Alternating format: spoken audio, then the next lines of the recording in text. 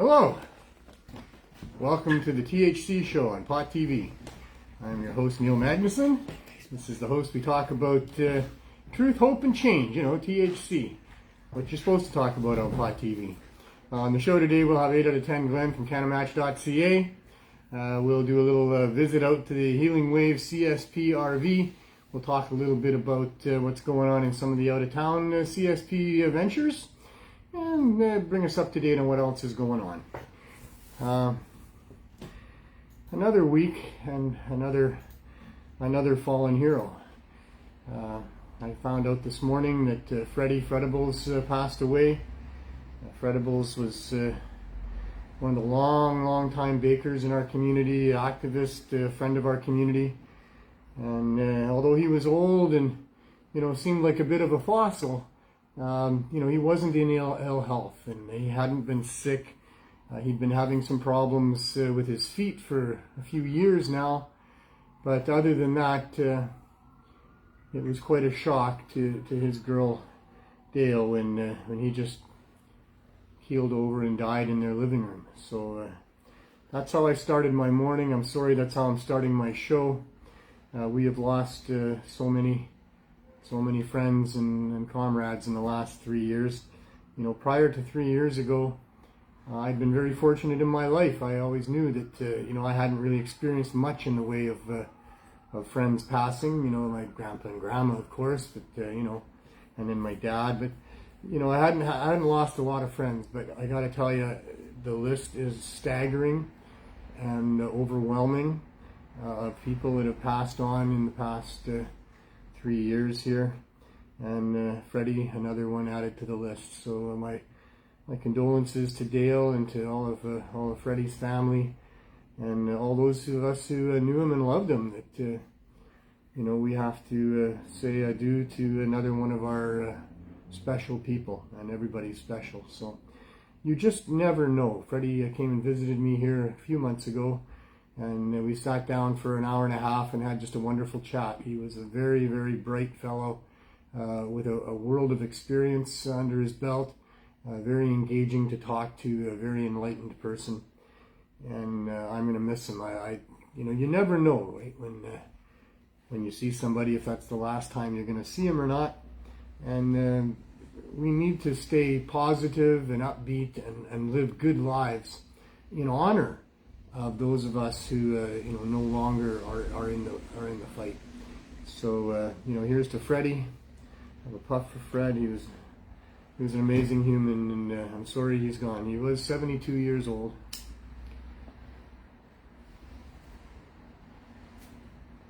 But it looked like he had a number of years left, so I'm not happy that Freddy's gone. And last week we talked about Rick the Camel, Macho Man, that passed away, and I found out a little more this week in talking to his significant other about what happened there. Rick had not been well for a year. He had a very bad workplace accident. A large weight fell on his upper torso, his head, and he'd been suffering complications from that for the past year. He was not happy.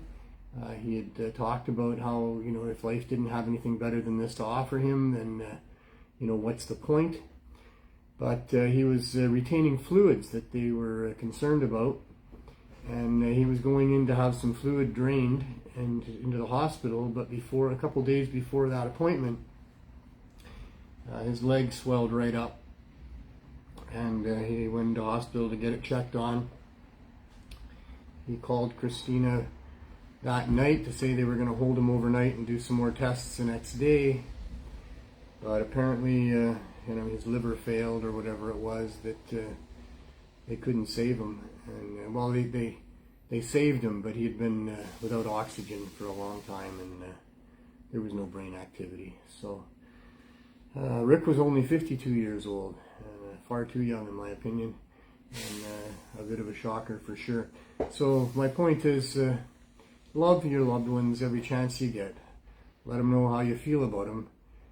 Imagine anything you go into being maybe the last time you get to do that. Life is this struggle to balance two very opposite ideas, where on the one hand you might live a long life, and in that case you should make plans and take out a mortgage and all those sorts of things and live your life like that. But on the other hand, life can also be so brief. It can be over in an instant without any knowledge by yourself. And so live your life as if, this is your last day and this is the last time you're going to see your loved ones or whatever it is you're doing. Embrace it, love it, and, move on. And hopefully we all get more days as we go forward. But the second thing is, of course, that we want to live positive lives for those that have gone before us, because nobody that passes away wants everybody to be miserable forever about it. Not at all, especially not their loved ones. You always hope that those that you leave behind when you go are going to be able to not only recover from your passing, but are going to thrive and do well. And so we all need to do our best to thrive and do well, in honor of those that are no longer in the game. So salute, Freddy. I loved you, brother. Still love you. We'll see each other again one day on the other side of the shore, I'm sure.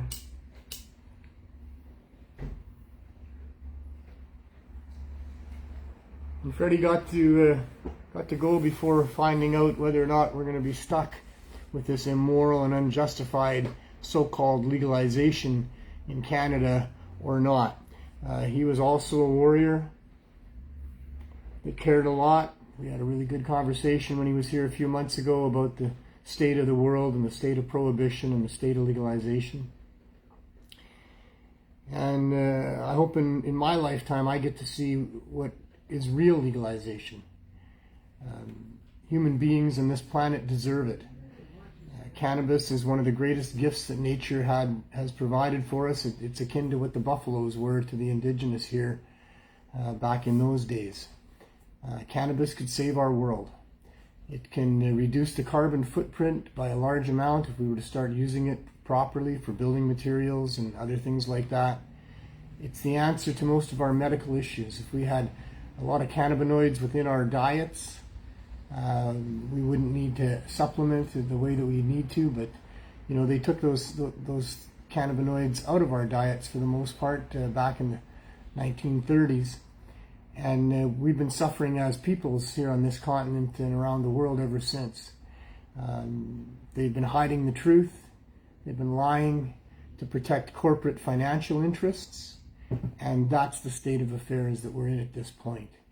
We've got an upside down, backwards, inside out world where we fought, and our ancestors and forefathers fought in trenches and on battlefields to win freedom for the generations to come. And the only freedom that we seem to have won is the freedom for corporations to have access to our public servants, and the freedom of the chief public servant to do whatever he wants to manufacture value for those same corporations. And they've been doing that in Canada for 100 years with this so-called attempt to prohibit cannabis. It certainly isn't so-called, that is what they did. They attempted really hard to prohibit cannabis, driven by the United States agenda and the corporatists there. This plant that had been providing human beings with medicine and fiber and fuel and so much more for so long, for millennia, was all of a sudden renamed to a demonized name, lied about, and totally confused the human beings about what it was really all about. It was the early days of media, where in the United States there was William Randolph Hearst and his media empire that really led the way in telling lies about cannabis, as he wanted to protect his timber interests, and he was on a vendetta against the Mexicans that were stealing back their own land that he had stolen from them. And it was in a collusion with a whole bunch of other industrialists that were at that time coming up with patentable products that you could use to replace what cannabis had been used for millennia. Cannabis was the #1 crop for a long time in the United States. It was going to be the first billion-dollar crop. It was a mandatory crop for anybody that got land from the federal government to homestead on. It was mandatory because it was such a valuable commodity. It was used mostly for fiber and for food and back in those days. And then when Henry Ford developed a car that was going to require fuel, Well, the Rockefellers could see that if they could control the fuel interests, then they would become the richest people on the planet, and that's exactly what they did. And a good portion of how they did that was to put down the ethanol fuel that would have been derived from hemp-based products and hemp plants. Because hemp is 10 times more efficient than corn, there's nothing like it on the planet. It is the best source of fuel that we could have. Unless, of course, you happen to own the rights to a bunch of underground fossil fuel. That if you could control the marketplace and have that as the fuel of choice, then you could be rich. And the Rockefellers certainly had designs on being rich, and they got to be that way. They did that with the putting down of cannabis to protect their fuel interests, but they also did it in the putting down of cannabis to protect their medical investments. They were invested with the Bayer Pharmaceutical Company back in the day, and they were coming up with synthetic pills that you could replace the herbs with that people had been taking forever. Plants have been medicine for human beings since the beginning of life. Human life anyway, and life long before that. Because plants are the driver of animal life. All animal life is derived from plants. Those animals that eat other animals are simply eating the benefits and getting the benefits of the plants that those animals ate. And we as human beings are nothing but huge plants, plant-based life forms. That's our food, that's our fuel. And the one plant amongst them all that stands head and shoulders above the rest of them, and likely the one that really drove the development and the evolution of our species, is cannabis. It is the best source of food of all plants because it has within it, those seeds contain the fibers, the proteins, the minerals, the vitamins, and most importantly, those essential fatty acids for life. It's the main food source for life on this planet for such a long time that all of the vertebrates have developed an indigenous, interior cannabinoid system that is the master of all of the other life systems within animals. The endocannabinoid system is the regulator of the other systems within the bodies. It maintains homeostasis. It provides anti-inflammatory. It provides analgesics. It provides all that we need. It is by far the best medicinal herb on the planet. It is by far the best food source on the planet. It is by far the best fuel source on the planet. And yet this amazing plant should have been incorporated into our society and encouraged and subsidized by our governments. But instead, corruption set in. The real power brokers in the United States were the ones that had all the money from the sale of fuel and pharmaceuticals and chemicals and all of these other things. Not to mention the cotton industry, which was rich and powerful at the time as well. So the thought of hemp in the environment as a commodity that other people could use sent shivers and had fear running through those people that were making their money off of those patentable products. And so the campaign began. I don't know if it was out of mostly innocence to do with the corporate side of things when the border states started clamping down on the Mexicans that were there illegally and using cannabis, and they used cannabis as a tool against these people. Maybe that was just by coincidence. Maybe it was that inspired those other corporatists to think about how they could put cannabis out of the marketplace. So a huge campaign underwent with a bunch of different contributors, conspirators. They called it marijuana so nobody would realize they were talking about cannabis.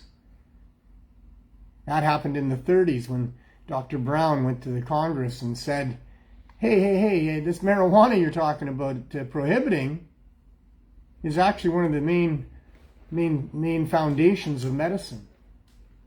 Don't take that away from us. It was in the majority of the chemical herbal concoctions that medicine was using at the time.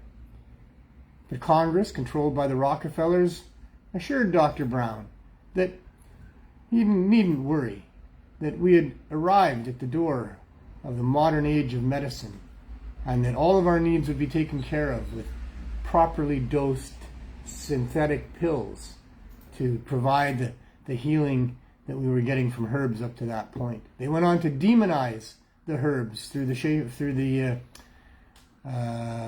report that was released, talking about how because at that time there was a bunch of drugstores, but they were herbal, botanical drugstores, and this report that was released talked about how those stores involved with herbal remedies, it was more like voodoo medicine, and that how do you get the doses right, and all of these things. And that brought such suspicion onto that industry that the investors pulled their money. And that was the point, was to get the investment money that was going into the botanical drug stores and the schools for herbal medicine, and have that shifted onto Rockefeller's institutes that were being attached to universities, and all about the modern age of medicine with well-trained doctors in lab coat uniforms, and having a pill for whatever ails you, and huge amounts of money being made. So all of that led to where we are. You can go back and look at the history. You can connect all those dots like I have and numerous other people have, like Jack Herrera had. And you'll see why we are where we are.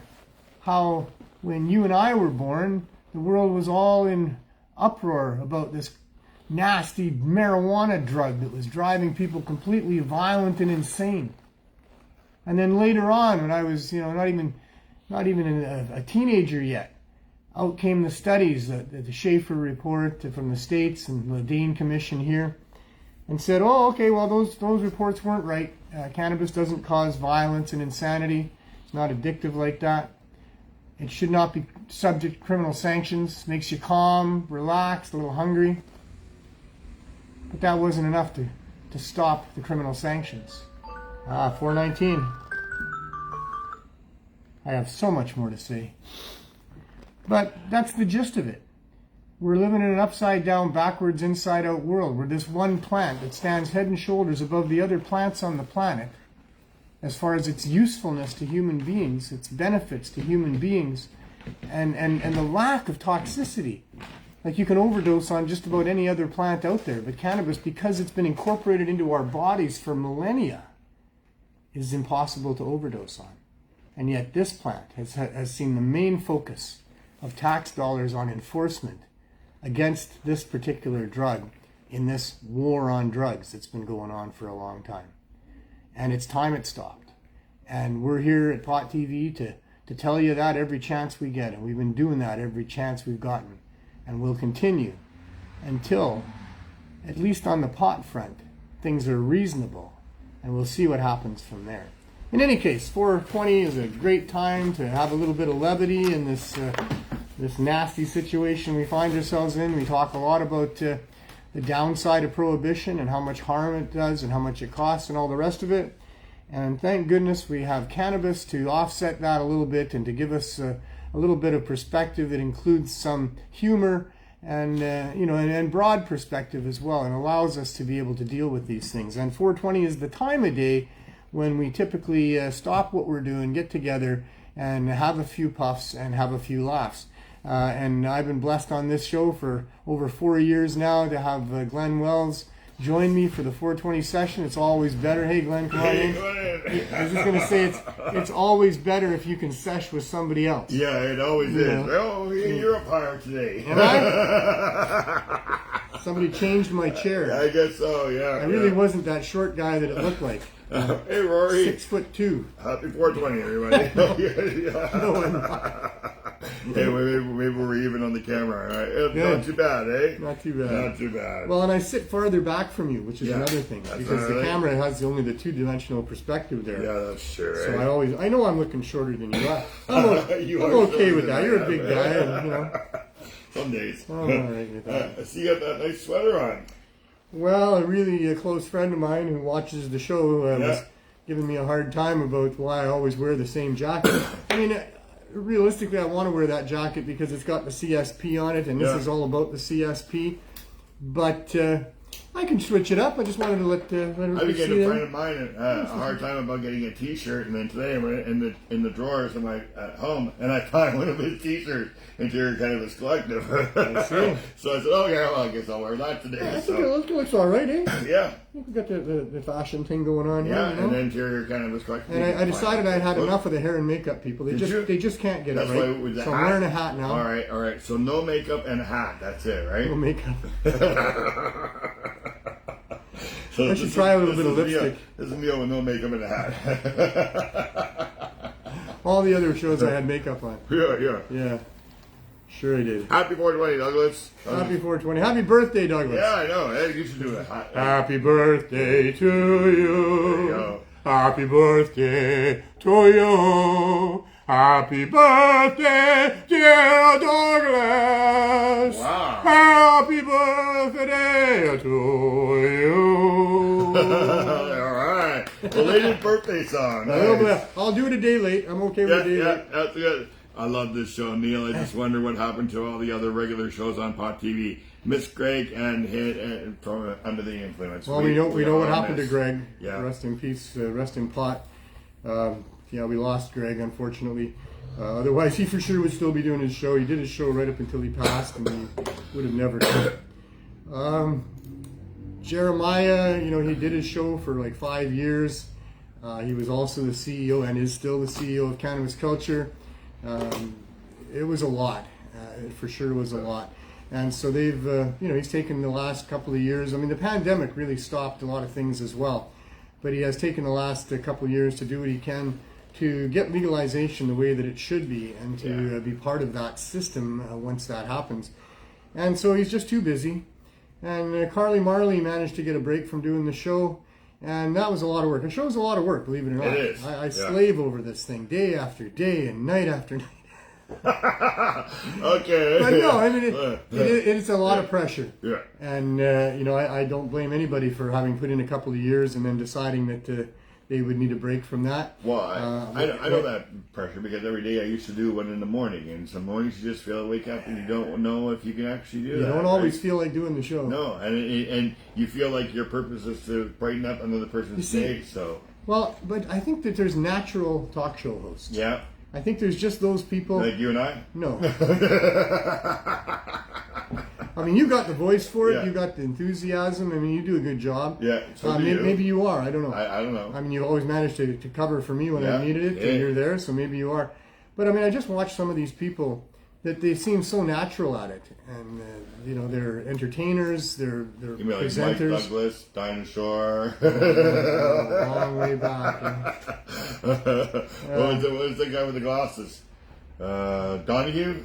Phil Donahue. Yeah, there you go. Well, I'm thinking about Russell Brand. Yeah. And there's a few others that Tucker as well. I mean, I think he's very polished in the way he presents himself. Oh, the Tucker guy from Fox News? Yeah. Yeah. So, whatever. For those of us that are not gifted with the natural abilities, I mean, I sort of have the gift of gab. Yep. I do that. You do that, yep. I don't have the gift of gabbing at a little black hole where there's supposed to be somebody listening to me. But they are. And I know, but I don't have that gift. Just last week, 2,400 views. So I know. You have the gift. You just don't think no, you have no. it. I don't. That doesn't mean I have the gift. It means there's people on the other side of the black hole. Who like but your it gift. but it doesn't help me do what I need to do. Okay. Like I find myself not being that person that I want to show everybody when I have the camera rolling. Why? There's pressure for some reason. It just changes things. Ignore it. I try and I do every once. I get there, and I do get, and I've been People like practicing. real people. So I know. Just be real. That's what I did. Well, and that's what I'm trying to say. Yeah. When I'm myself and I'm going through the world, I encounter a cop or a politician or a media or whoever, and we just start talking as two people about what's going on in the world. Yeah. Well, I'd have no trouble. So you mean if I had a nice cutout of a police officer standing off camera there, you would feel a lot better? No, because it's energy. It's an Okay. energy All right. return. Yeah. And and that's why I really value you here so much, because if it's just me going on by myself, It's hard. It's hard. It is. I get no feedback. I don't know if there's anybody on the other side of the little black hole. Except by the comments. Sure, but Yeah. I'm always too focused on trying to remember what to say and saying it properly that I don't look at comments. Understandable, yes. That would totally I don't know. See, me, I did the show with the comments. Right? Jeremiah did too. Yes, so it was easier to feed up, and you would always have stuff to talk about because you don't know what people were going to talk about. I guess right? I could do that. I mean, we could have a call-in show, and that would work as well. Well, I don't know about call-in, but yeah. So you anyway, give out your phone number or enough, something. enough whining on my part. There's no wine on this show. Cannabis, I'm just trying to explain to people the excuse that I have that I'm not always on my game because it changes things when I'm not really talking to a person. And I'm not saying you people aren't real people. They're real. I know you are. And you know what? 2,400 people don't turn into something they don't like to watch. Well, that's because you're here. That's and the cats. It's me and the cats. And the cats. Ah. See, Annie. You heard that? It's on video for life. He says because of me and the cats. Well, Annie, who thought I should change up my dress here a little bit. I mean, I said, "What do you like most about the show?" And she says, "The cats." For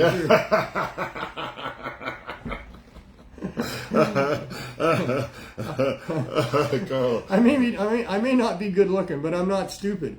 And I realized that the biggest thing on the internet is cats. Yeah. And I happen to have some, and I like those cats. Babies. Well, yeah, babies and cats. Babies, I'm not going out and getting babies. No.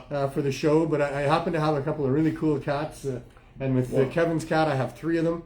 So we can have cannabis babies. Baby plants. Yes, yeah. I don't think that's what the internet is all the rage about. No, okay, all right. Well, you just say we don't have any. They're not as cute. And, they're not as cute. They don't come up with such interesting things that they have to say and stuff.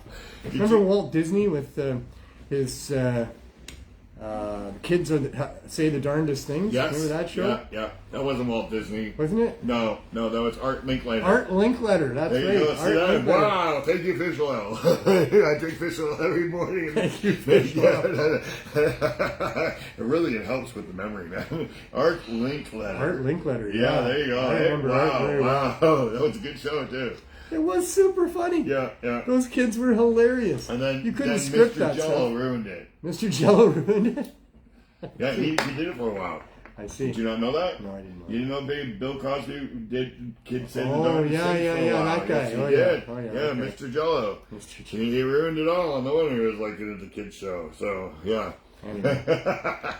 Anyway, kitty cats are a fun thing in life. Life itself is interesting. I like talking about that sometimes too. But we try to talk about other things most to do with the pot world and the momentum there. So we've been talking about the court that's coming up for us. Yep. And we'd established last week that it was going to be October 3rd. Yep. And I did tell you last week that what we're looking at is a preliminary hearing. This is not the full-blown hearing. It'll be an opportunity for the judge to get a handle on the evidence that the Crown has and that we have, and then make a decision about whether or not we go ahead with the actual trial in mid-November. But some things have come up, and my lawyer feels it would be a good idea to postpone it. Yeah. So I think what's going to happen on the 3rd here next Tuesday is we're going to apply or appeal for a postponement of some sort. Yeah, I don't think you just get one. No, but your lawyer will talk to the Crown Prince and they'll have that all worked out. Yeah, they'll probably have it. So it looks like we're not going to go on the 3rd of October, and that might affect whether or not we go in the middle of November, if we do go, or when that is. We'll certainly keep you up to date on that. I believe that people coming out in support during these court cases, whether it's just to set a date or whatever it be for, is valuable. And the more support we have, the better it is for us. I'm sure of that. Yeah. It's always interesting. We always have a really good session before court. And so, if you've got some time, if you're in the Vancouver area, if you know somebody that would like to come down, we'd love to have them here. We'll have hoodies available for $10 a piece during the court proceeding things for people who want to have one of the CSP hoodies. 10. Wow, you went half price? Short-term sale deal for people that want to show up. I know a guy paid $20 last week for 2 each. Well, there should be more than that even. I know. But I just thought that, to help the CSP get support and to help people get a really nice hoodie for the winter time. Yeah, it's nice. We'll let them go to people that come to the courtroom that want to get them for $10 just for the days of court. So yeah. Yeah. So that's what I know. That's coming up here. I see that the Grower IQ group, Yeah. licensed producers of cannabis, Yeah. have been granted originally $1.5 million. It's been downgraded to $1.08 million Yeah. from the federal government of our tax dollars to assist them Yeah. in becoming more up to speed commercially on their platform with respect to tracking seed to sale. Because, the government needs to know where that bud of marijuana came from that you have in your pocket. Really, eh? Yeah, it's Wow. important. Apparently it's important. It's so important for the government to know where people are getting their weed from that they're willing to spend. I mean, it must have been hard for them to part with it. It's after all, it's not even their money and they're responsible for it. You'd think they would have tight reins on it. So it must have been important for them to spend like over $1 million to just give to some company so that they can do a better job of tracking where your buds come from. It's also to help them expand into the global marketplace. How about that, eh? So we have come so full circle, although not quite yet, but we've come so full circle that the government of lies and demonization of cannabis is now the biggest dealer in Canada, and encouraging its sub-dealers to take their product globally. So this dangerous product that required trillions of tax dollars to try to prohibit because it was so bad for people, They want to go global. is now being promoted by the Canadian government to companies to help them go global. So we should just flood them and let people grow hemp and lots of seeds, and then we'll flood our provinces and our countries with all these random seeds from these plants, and they won't know the fuck to do.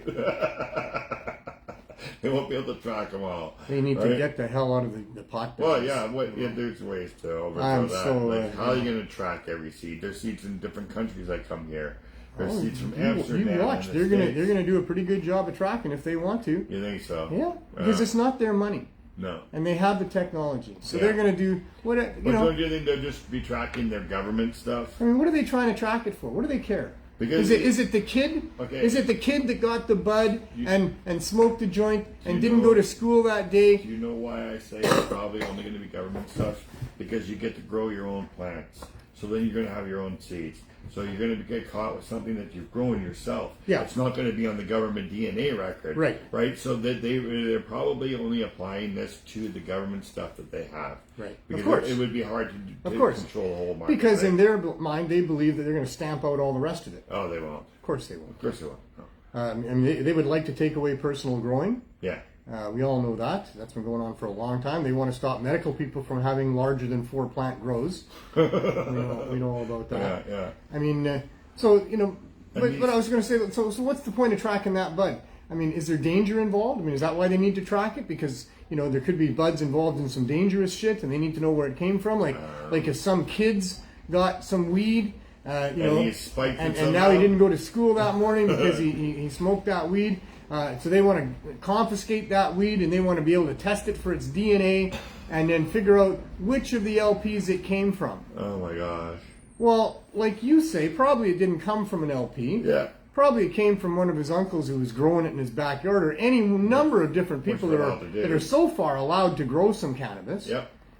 So this is, I've been talking about it since 420. But 420, when I was thinking about what I was going to say to the people that day, what resonated with me and what I used all day long was the term criminal hypocrisy. Yes, I remember that one. This has all come down to such criminal hypocrisy, where the Trudeau cartel, the biggest drug dealer for cannabis in Canada, is using tax dollars for a protection racket for their cartel, and all the other things that are going on with that.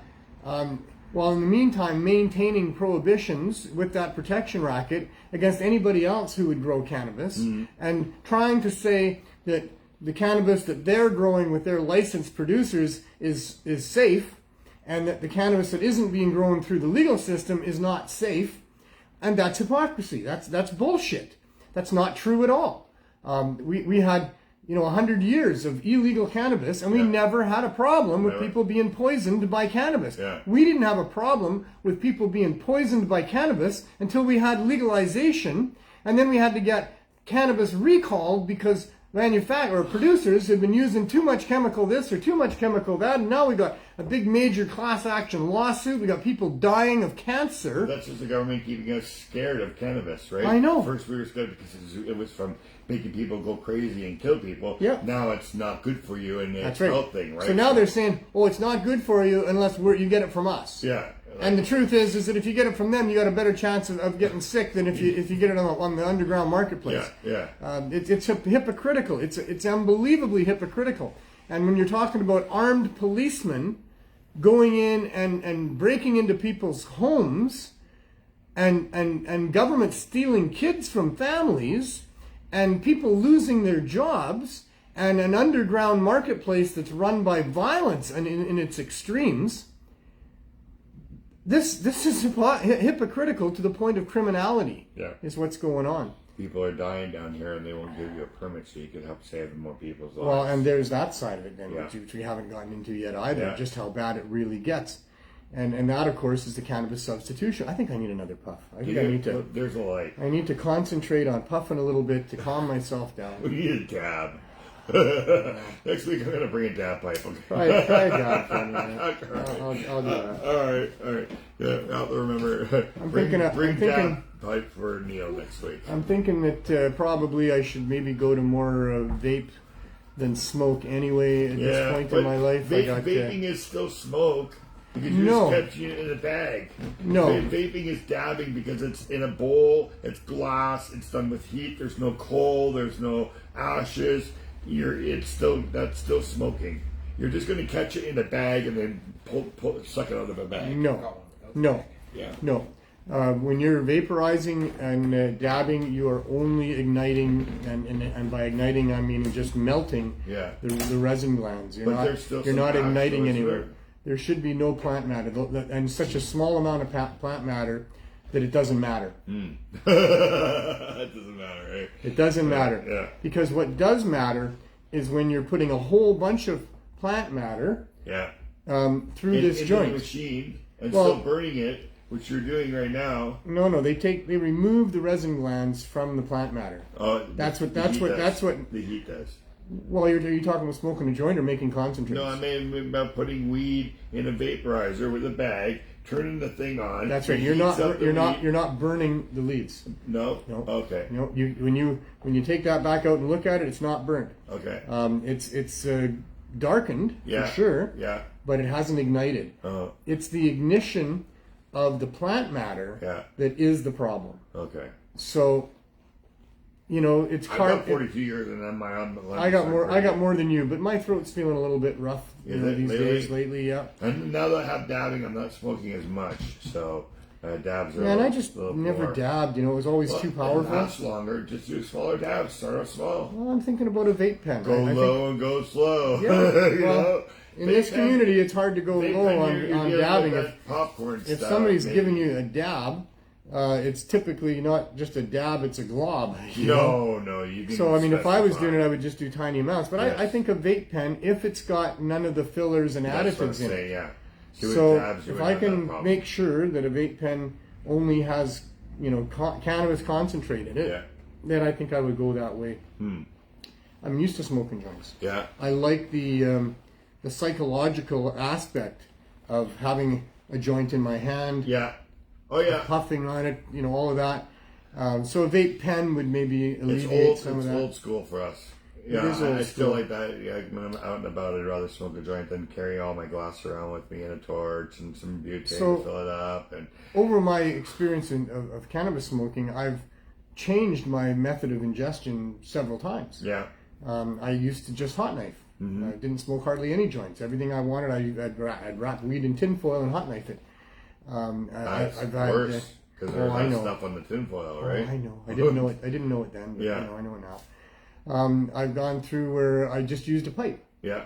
and weed. Yeah. I've gone through where I was pretty much only smoking hash, like a decent bubble hash. That was my Toronto years. Yeah, because that's all we had there. So I tried a bunch of things, but I always end up coming back to smoking joints. It's comfortable for me. It's I've had a lot of good memories where the joint has helped me out in times of need. I've transitioned to putting shatter in my joints. So but I didn't need the extra push. That was the thing. Yeah. I don't know if I need the extra push. A few years ago, longer. I mean, I used to put shatter in my joint. I mean, we didn't have shatter, but I used to put all kinds of good. Well, we used to have weed on. I'd put resin on the paper, and bubble hash in there. Jamaican weed hash oil. Yeah, I mean, I used to make some really killer combination joints for sure. And then I joined the pot community, and I remember Dan and I early on into it when we'd opened the herb school over there, and we were pretty much nightly being invited to different sessions of high-powered pot smokers with high-powered weed. And I remember one time he said to me, he said, "Dad, what should we do? Should we try to hold back and or do we need to build a tolerance here?" Build a tolerance. And I said, "I think we should build a tolerance." So I did. And then so I had a few years of that. Yeah. And I mean, we really smoked a lot of good weed over those couple of years with Mark Emery and the people at Cannabis Culture and Craig. all the different growers that would come by, and so much good weed, so many events, so many things going on there. Then dabbing came along, butter came along, but what really, and I wasn't really doing any of the butter, but I certainly was doing bubble hash, and I was doing resins and other things. But the butter was another step up of even more powerful. Yeah. And I was on my way in the total other direction. Oh, wow. So when I went on the first Freedom Tour in 2006 for 5 months on the road, talking about rights and freedoms and legalizing weed properly, I brought with me what we had accumulated at the herb school for about 1.5 years before that, which was a 1/4 pound, so 4 solid ounces of roach pot. Oh, roach pot. Oh, my gosh. No paper, no ash. Oh, wow. We'd cut off the black end, we'd cut out the paper. Golden brown, beautiful, potent, resinous, holy smokes. And of course, when you're smoking pot of any sort, you're saving your roaches. Yeah. So eventually you're now turning those roaches into another joint. Yeah. So you've got second generation, and when you have 4 ounces of the stuff, by the time I was heading back, I mean, I was on like 5th generation roaches, and but it really did me in. I got a whole container of roaches. There you go. You see, that whole thing really did me in. So if you cut the ash off that, cut the black off. I did. And if you notice, that's just weed, right? There you go, I don't put ash in my container because I know I could use that. Right. So now I just peel the weed. And the paper's got good resin on it too. It does. But it does make it a little harsher. Yeah. So and these were like shatter joints. These would be shatter and weed joints, right? Yeah. So you got a top shelf paper there I can use? I'm sure we do. Because I only use top shelf. Top shelf for the great people. Yeah. Hey Spicoli. I need some more. Yeah. Give me a deal. We need some more. Give me a deal. It does a good job. You wrote BC Bud on there. I was looking at that the other day. I said, why does that say BC Bud on it? Does that mean it's only for rolling BC Bud? Yeah, Did he just want to somehow get BC Bud name associated with his papers? Or is he using BC Bud to make the papers? Because rolling papers, whether they be for cannabis products or for tobacco products, by law have to be at least 50% of hemp. So maybe these are pure hemp. There are pure hemp papers in the cannabis marketplace for sure.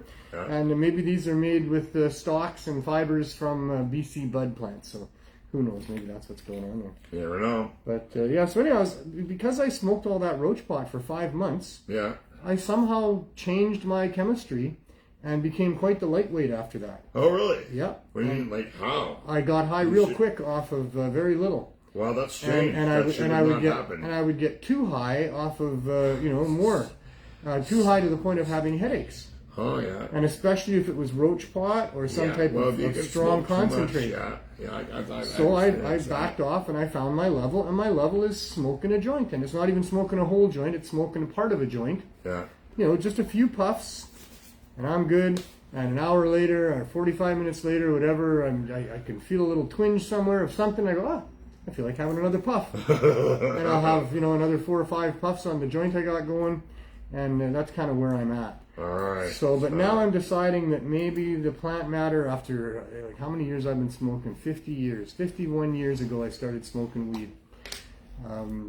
Didn't always smoke top quality weed, but for the most part I've been blessed in my life. We didn't always have the ability to smoke top quality. Well, for the first number of years we didn't have anything imported. But we had friends that occasionally would have top quality weed. We'd go there. Well, there'd be some weed that was pretty good. I mean, I remember some weed that was pretty good. And the first thing that happened was there was Sensimilla came in the market. Yeah. Which just meant no seeds. So somebody was figuring out that if you grew it and kept it away from the males, you could grow better weed.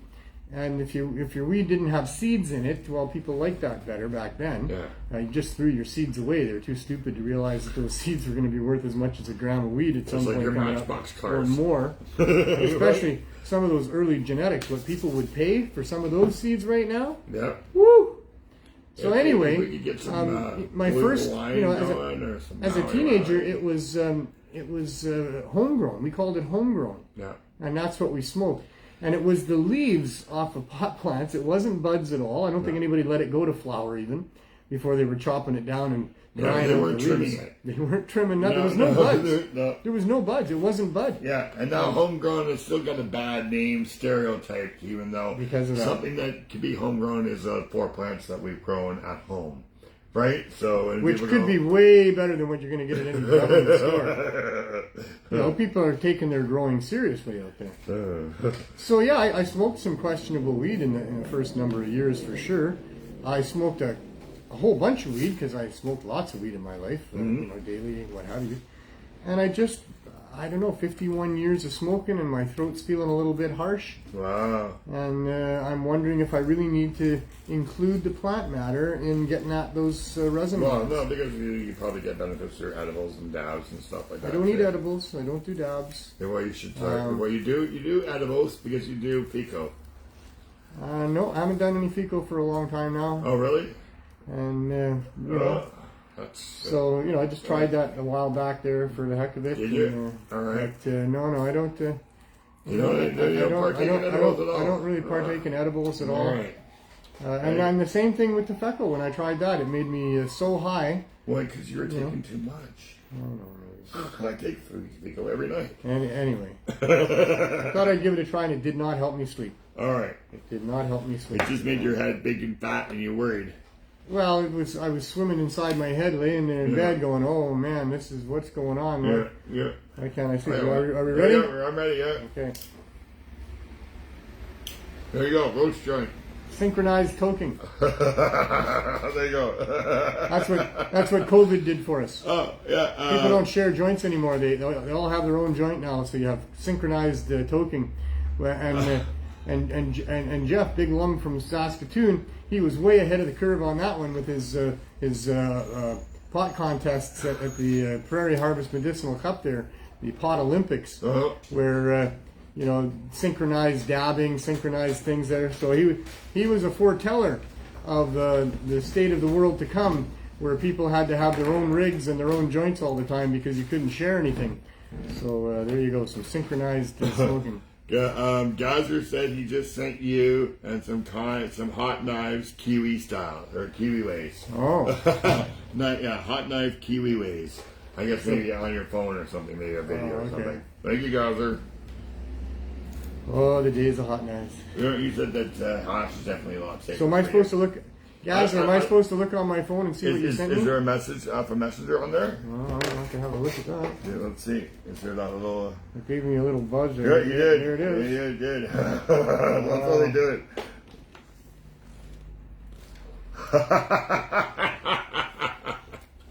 All right, here we go. So what are we seeing there? There we go, yeah. What are we seeing there? I mean, those are the dabs, I'm sure, on that white platform on the left. Is that an inducer?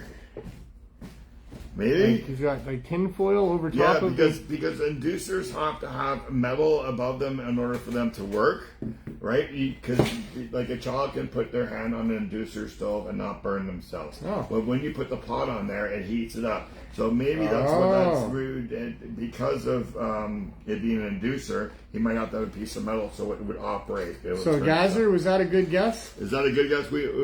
He said yes to the video. We're just waiting for a response from him now. But, right. He's all the way in New Zealand. So so it takes time. Might take a while for the digital, under the ocean, the little bits of digital information to make their way all the way over here. Oh, the minions. But that's my guess. So apparently now retailers are going to be allowed to purchase small samples from the licensed producers so they can know what the weed is like that they're supposed to buy. How do you know that this is not the legalization that we've been fighting for all these years? That's how you know. When the government is going to permit... Oh, no. I just got too old past that, man. Okay, he said no, Frank. He doesn't want this roach to me. I'm okay with a little bit of shatter in the joint now. I've been puffing on those once in a while when they get handed to me. That is.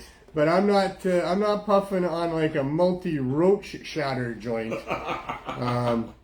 at this part of my frail existence here. We are having as much fun as we can have, though. Yeah, but that's your motto, right? It is my motto. Mine is go out and do something nice for someone today. They might do something nice for someone else, and we'll all have a much better world. There you go. That's it. I love that one. That's a good one, too. Yeah. So yeah, that's how you know this isn't real legalization, because the actual retailers who are trying to sell weed to people don't even get to sample the weed that they're selling or even have a look at it before they order it.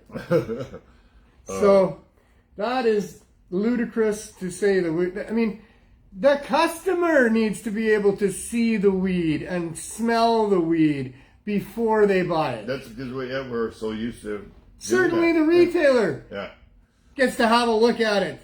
I know that we can go into people's homes and do that. Carol from Weeds, Glass and Gifts, we had them on the show here. What she was doing was she was buying a pack, the minimum whatever, from LPs that she thought she could maybe trust, and taking a chance on it, and then opening some up and trying it, and then not being able to sell that. So I mean, her and maybe other cannabis retailers were also having a look at some of the stuff that they were trying to sell people. I mean, what do you do when you open it up, you have a look, or even when just a customer comes back and says, this isn't good? No. Well, apparently they weren't allowed to take it back. The LPs wouldn't take it back. So you can't look at the product before you buy it. If it turns out to be something your customer doesn't like, you can't take it back.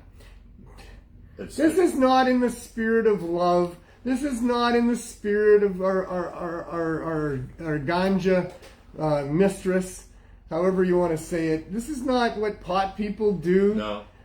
This is what governments and prohibitionists do. Geyser says, I am right. Well, he says, nice. Yes, you are right. So back in the day of flour rolled up into little balls and then hot knives. So back in the day of my hot knifing, there was no induction hot tops on stoves. That was not a thing. Didn't have any of that going on. It was all, I mean, there was some gas, I guess, and there was some electric.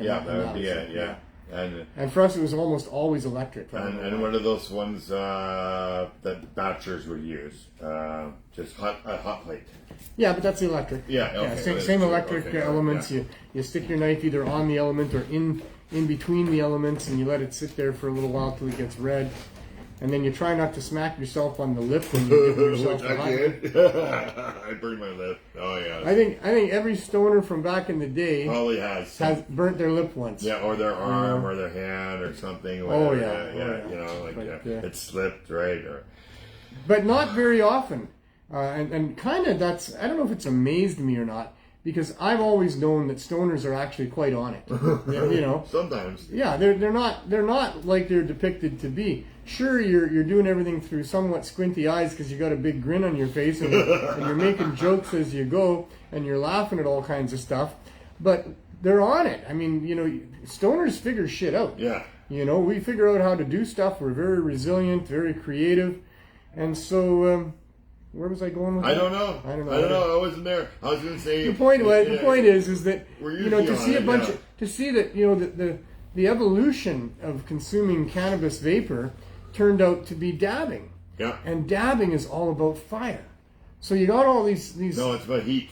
Well, it's about stoners having torches. Yes. Okay. So having torches.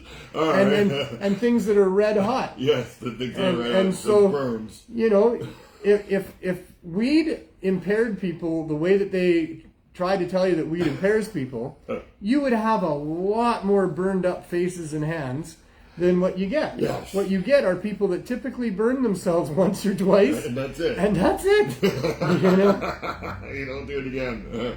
Yeah, you're. And that's careful, normal. right? Yeah. Normal. Yeah. Anybody doing anything like that. That's why you can't mix alcohol with downing, because it'd be just like. Oh yeah, you shouldn't do that. All over your face, you know, like geez. You can see those people if they show themselves in public. Don't worry about the spelling. That's not Acme, folks.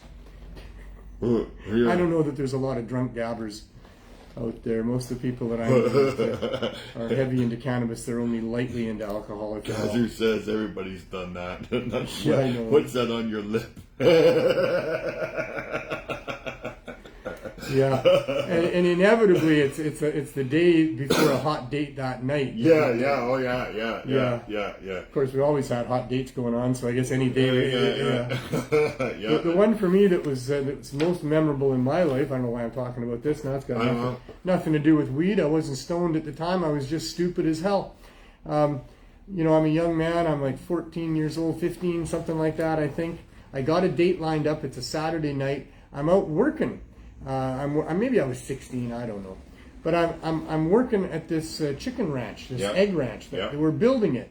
At the time of being built, it was going to be the largest egg producing ranch in northwestern North America. It was huge, all automated, and all the rest of it. So the building, and I didn't work on the building of the building. As much as I was mostly a carpenter for all my life. At that stage in my life, I just hired on to help put these cages together. Okay. You know, it was a friend of mine that was doing it, some money on the side on a Saturday. And so there was egg fights because, you see, some of the chickens had already arrived and many of the cages were already built, but we weren't finished yet. And we didn't have a lot of the things going yet. Like it had a watering system that was automated. It had conveyor belts in the middle of the stages that the eggs would roll onto, and then the conveyor belt would take them like for a quarter mile up to the main part of the big building there and into the big shipping house, and then it would process them by weight and by other things. It was an amazing facility, but it wasn't done yet, and the chickens arrived. And they're laying eggs. And they're laying eggs, and they're dying. Like some of these chickens are dying because they're packed in really tight. And even when they deliver them, there's dead ones that are mixed in with the live ones because the way they transport them and stuff. Yeah. And so there's green, moldy, stinky, dead chickens. There's egg fights going on. And at one of our breaks, I don't really remember, to be honest, if I was there by myself or I was probably I wasn't smoking a joint. But it was on a break, and I was down at the far end of the barn on the outside, and there was a bee's nest. Oh. And I started throwing rocks at it. Oh. That's why I said I'm stupid as hell. Oh, wow. So I'm throwing rocks at these bees' nest, and guess what the bees did? They get pissed off. They made a beeline. Yeah. You ever hear of a beeline? Yeah. Well, a beeline is when they find it in their scope what's attacking their nest, and they attack it. Yeah. Straight on. So all of a sudden, all these bees are coming right at my face. Yeah. And I got bit on the lip, and I had a date that night, and I remember that one. And you blamed it on hot knives? No. You just told her how stupid you were? I probably told her how stupid I was. Oh, here we go again. Some people who try to... well, here we go. Bye. Oh, is that what's going on? Selling, yeah, that's right. We have the technology.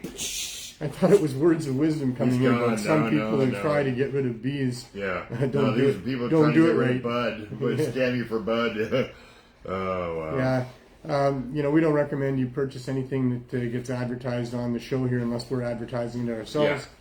Yeah. Like those guys. I wouldn't want to see somebody, Cannabis Collective. These guys you could trust. If you saw them on here, many times you'll bring me a joint from somebody. We'll talk about them. We'll smoke their weed. We got the candy bar. She sent me some weed. I'd recommend that you try out some of her products because there's never been disappointed with the strawberry diesel. We tried her products. She was the lady who made the 200, not 200 cupcakes, but the cupcakes in the shape of the 200 show. For the 200 show. We've smoked her, was it strawberry? Strawberry diesel. Yeah, strawberry diesel. Oh my God! Right? Yeah. So candy bar. Yeah. So if it's somebody like that yeah. that we've talked about on the show, yeah. then fine. You can take our word for it, and if it doesn't work out, let us know. We would appreciate any feedback that we can get. Know personally, and if you had any problems, we could. And we try their product, or at least what they give us, and they say is their product. And if you have any problems with that, let us know. We'd like to know. Feedback like that is good. It keeps us all better. But if it's just something that pops up on the chat, we don't know what that's about. We don't recommend it. We can't recommend it. And a little concerned that people would be scammed by something like that. So we try not to allow that to happen. And we'll take it out if we see it, especially during the show. We see it, or Neil might be watching too, so he can remove it. Yeah. So yeah.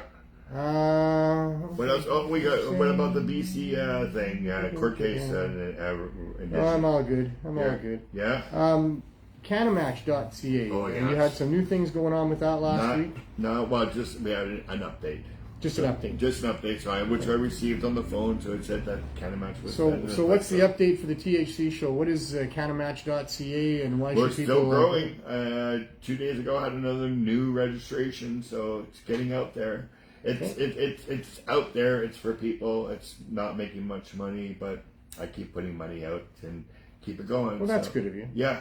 It's a resource for people. Yeah. This year was just $300 so far for both updates, were $187. Right. And then where will you make money when somebody buys credits to talk to people? Credits when they yeah. So I see. But so it hopefully it catches on. Yeah. And really, the reason I say that is not so Glenn gets rich, although I wouldn't mind having him rich, so he can quit borrowing money off me. No, I'm kidding. Yeah. You can borrow money off me instead. Well, I had to lend me money.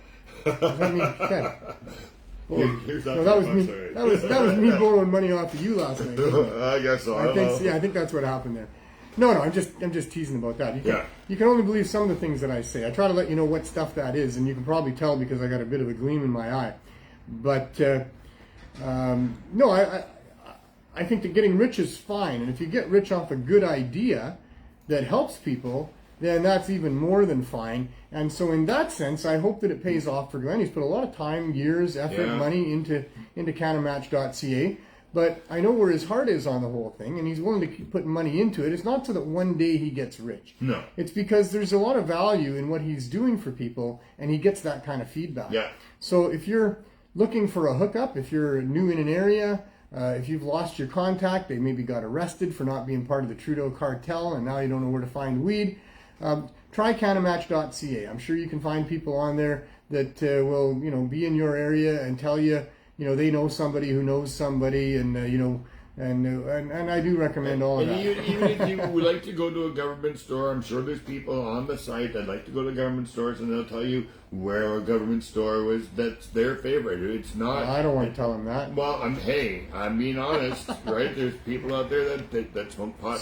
That's not gray market pot. I mean, I've had friends contact me who live in rural Canada that tell me that having a pot store in their community is a godsend. Yeah. That they were nervous about anything online, so they didn't do that, or whatever reasons. The local product was always a crapshoot at best. There was high prices being paid for really swaggy weed. Really? And so for them to be able to walk into a store and walk out with some much better weed than they were getting before, apparently, and not get arrested for it, is worth something to them. Yeah. And so great, I'm happy. And I'm not saying that there's no value in this legalization that Trudeau has foisted upon us here. There's a lot of value for people that have weed from whatever source on them that don't have to live in fear anymore. Living in fear is a terrible way to be. The stress of having to hide what you're doing, that you think maybe your significant other might find out that you smoked a joint and leave you, or your boss finds out and fires you, or the cop finds out and he arrests you, or all the other things that can happen when cannabis is illegal. So that very act of making it legal for people to have up to 30 grams on them, to have a few plants in their house, it is really a huge benefit to those people. There's no denying that at all, and I've never tried to deny that. I have issues with the legal stores because there's still illegal cannabis. Yeah. And the taxes collected from money spent at the legal stores goes into continuing this highly immoral, highly costly and dangerous and harmful prohibition on anybody who's not part of the cartel. And that still includes almost all of the growers that were growing before legalization came along, because they weren't able to get those licenses that they hoped that they would. And if they could have gotten them, it turns out it's really, really, really expensive. You don't make much money because of the fees and the regulations and all of the rest of it.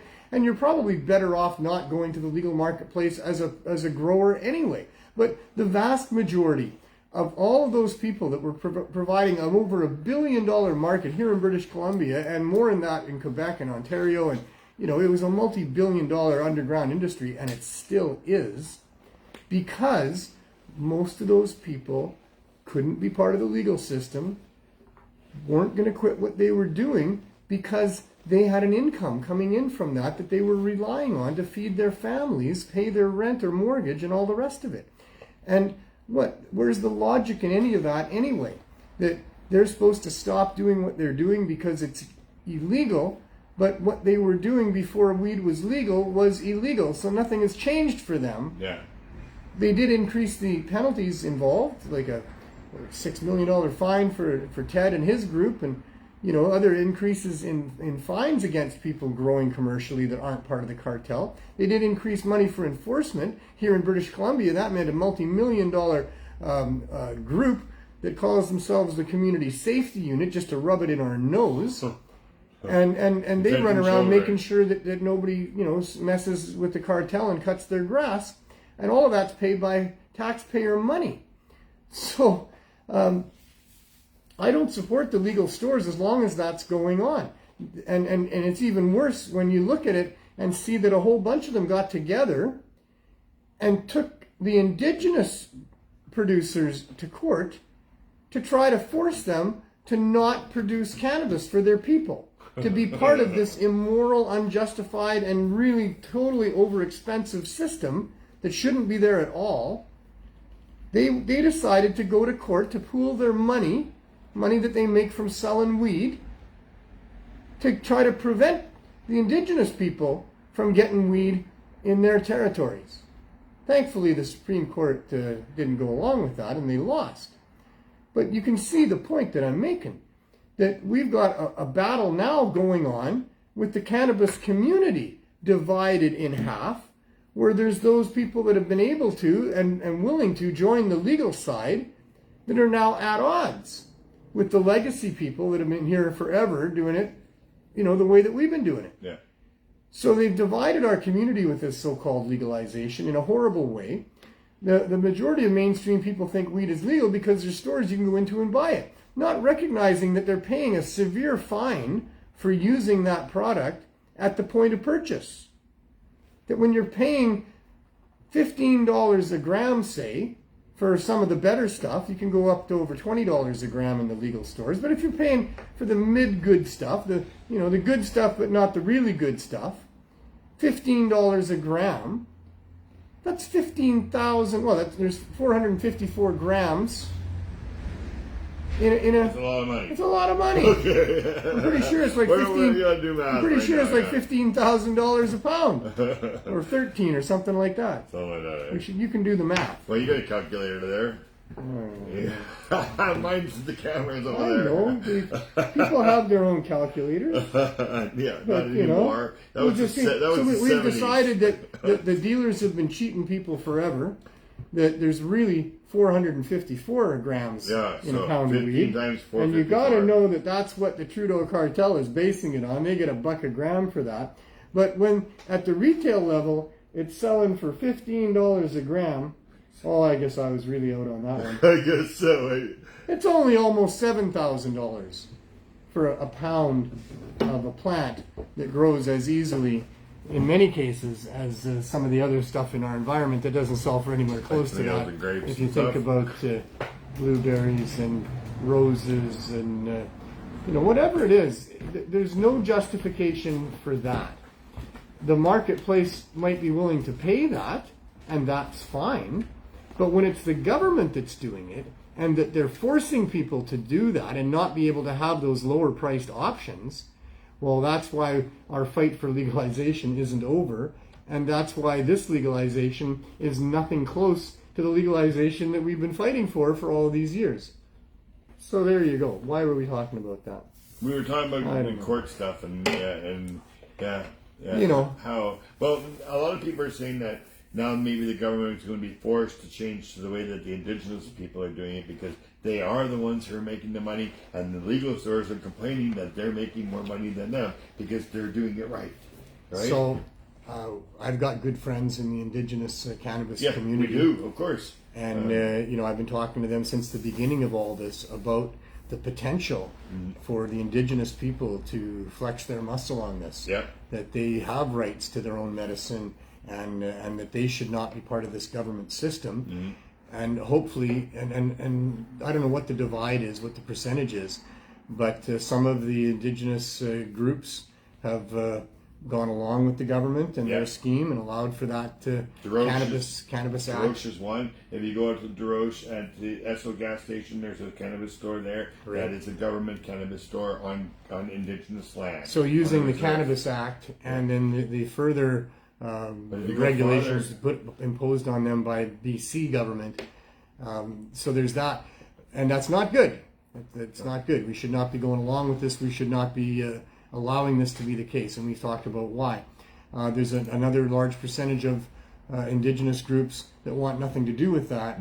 They understand that this is medicine. It shouldn't be corporatized and monetized the way that it's being done. And they're the ones that need to lead the way, and they need to lead the way for Canada. And I think there's potential for that to happen. Or we can get it done in the courts through our case coming up. You know, if we get the courts to demand that the government provides for a low barrier access to cannabis, and that means on both sides when we talk about low barrier access. So it's not just that a consumer would be able to go into a store and get cannabis that farmers have provided and produced in ways that are considerably cheaper than what they're doing now. Like, take off all those expensive regulations, like don't force them to have level 5 security, blah, blah, blah, blah, blah. And the point of that is that the low barrier access also needs to be on the other end of that spectrum, so that pretty much any farmer can easily grow cannabis for the marketplace and have it sold into the marketplace without a whole lot of rigmarole. There needs to be perhaps some testing with respect to potency, if there's going to be claims made about potency, and that's all fine, but that can all be done without government interference. And so that's what needs to happen. The government needs to get out of the pot business. The Cannabis Act needs to go away. We need to have a rethink about who we are as citizens of a free country with public servants, and what sort of controls we want to give those public servants over the marketplace and over our lives. And this is what needs to happen. It's been needing to happen for a long time in a lot of other areas, as the corporate influence on the Canadian democracy has been huge and not beneficial to Canadians, but beneficial to corporations. That maybe cannabis can be the catalyst that really makes these conversations happen. And maybe at some point, because of that, we could get a reset of democracy itself. Because when it's really finally exposed at just how corrupt this whole thing has been for 100 years in Canada, with the attempt to prohibit cannabis and the lack of any justification to do that, then perhaps that'll be enough for a real rethink and perhaps a reset of what this democracy should be. As free people who don't want to live in just a lawless town of everybody for themselves, and, you know, too bad for you if you don't have what you need. We want to be a civil society. We want to have some order to our society. We don't want people to have the freedom to go ahead and take things into their own hands and do violence against other people. We can have a much more civilized society than that. We have the basis for it. We have hundreds of years of common law to build upon, and we have good thinking human beings right now that have had enough experience with what we've been served up for the last few hundred years, that we could probably do a good job. I think Canadians, if we let some of the good Canadians, the good thinking Canadians, sit around a table and devise what is reasonable with respect to the limits that would be put on a governing body, that would find mechanisms to make sure that what they do is transparent, so that there's no closed door meetings with leaders of industry, lobbyists, and these other types of things that happen in our democracy here, where there are no such limits and there are no such mechanisms in place to make sure that the meetings that happen between the corporate side of things and our public servants is public. Because that's what's reasonable. It's not reasonable that we would allow our paid public servants to go and have a private meeting with these people whose goal it is to make money off of us and to be able to use us for their own desires. These public servants are charged with doing the exact opposite of capitulating with these people. They're there to protect us from those people.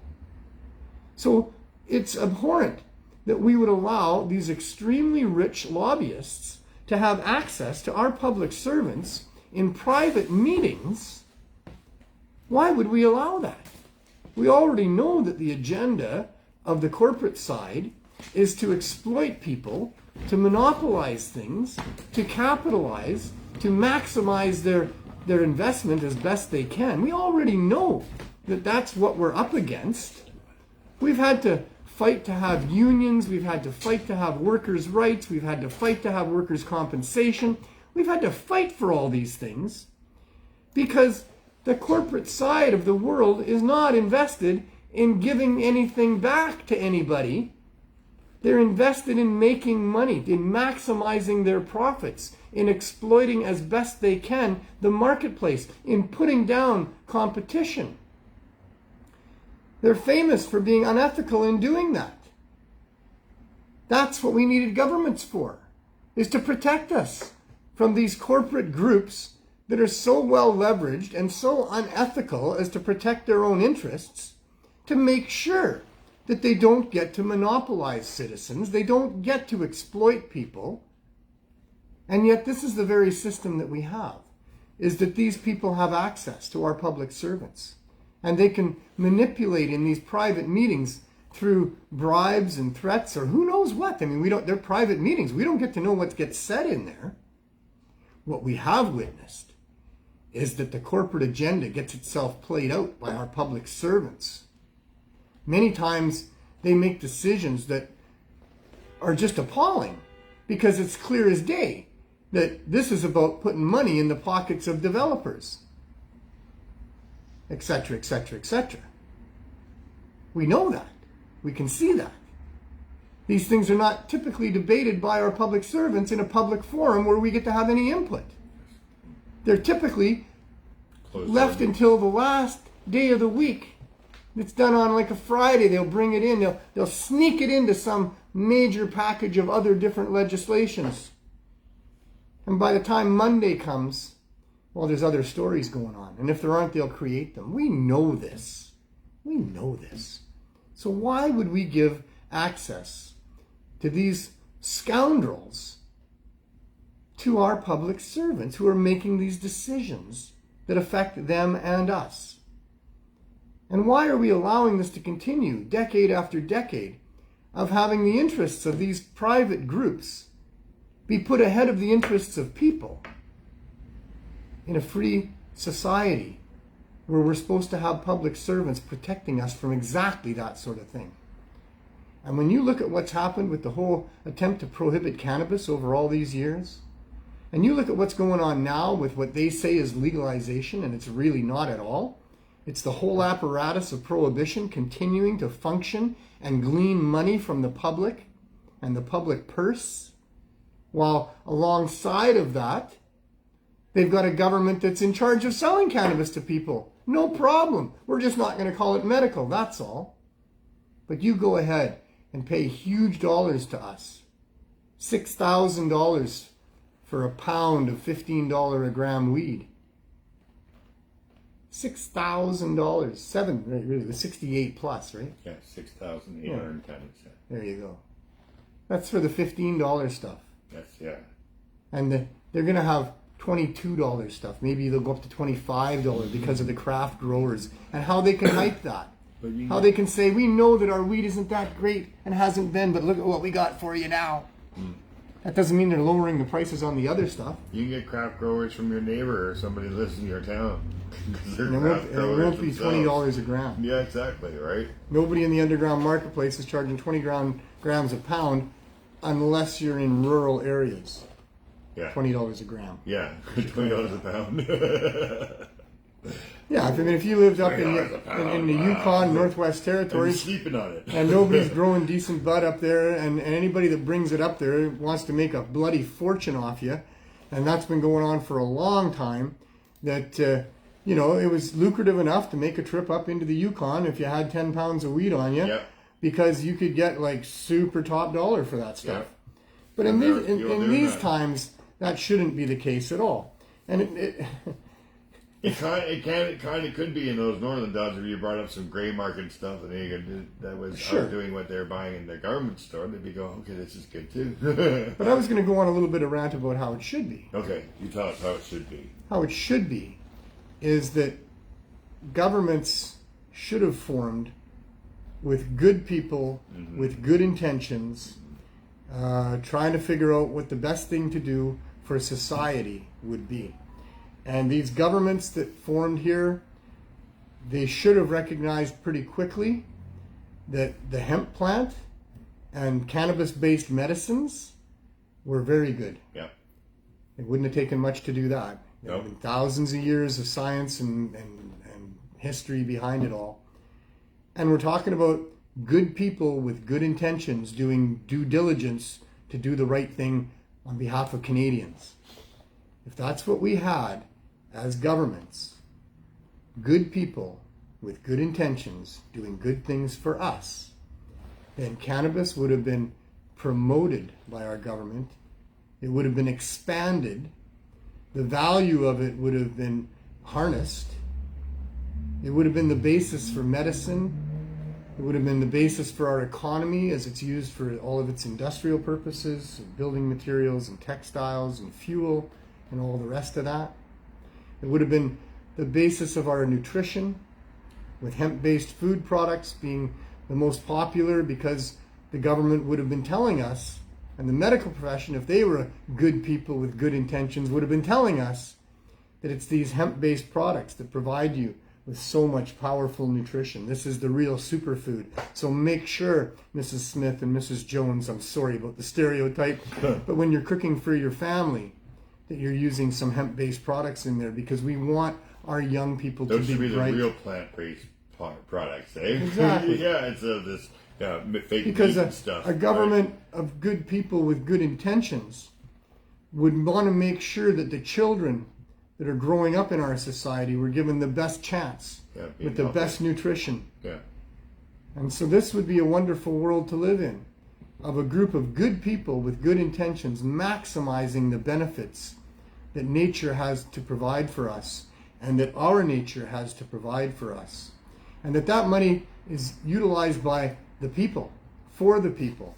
And nobody gets to become billionaires off of the services provided.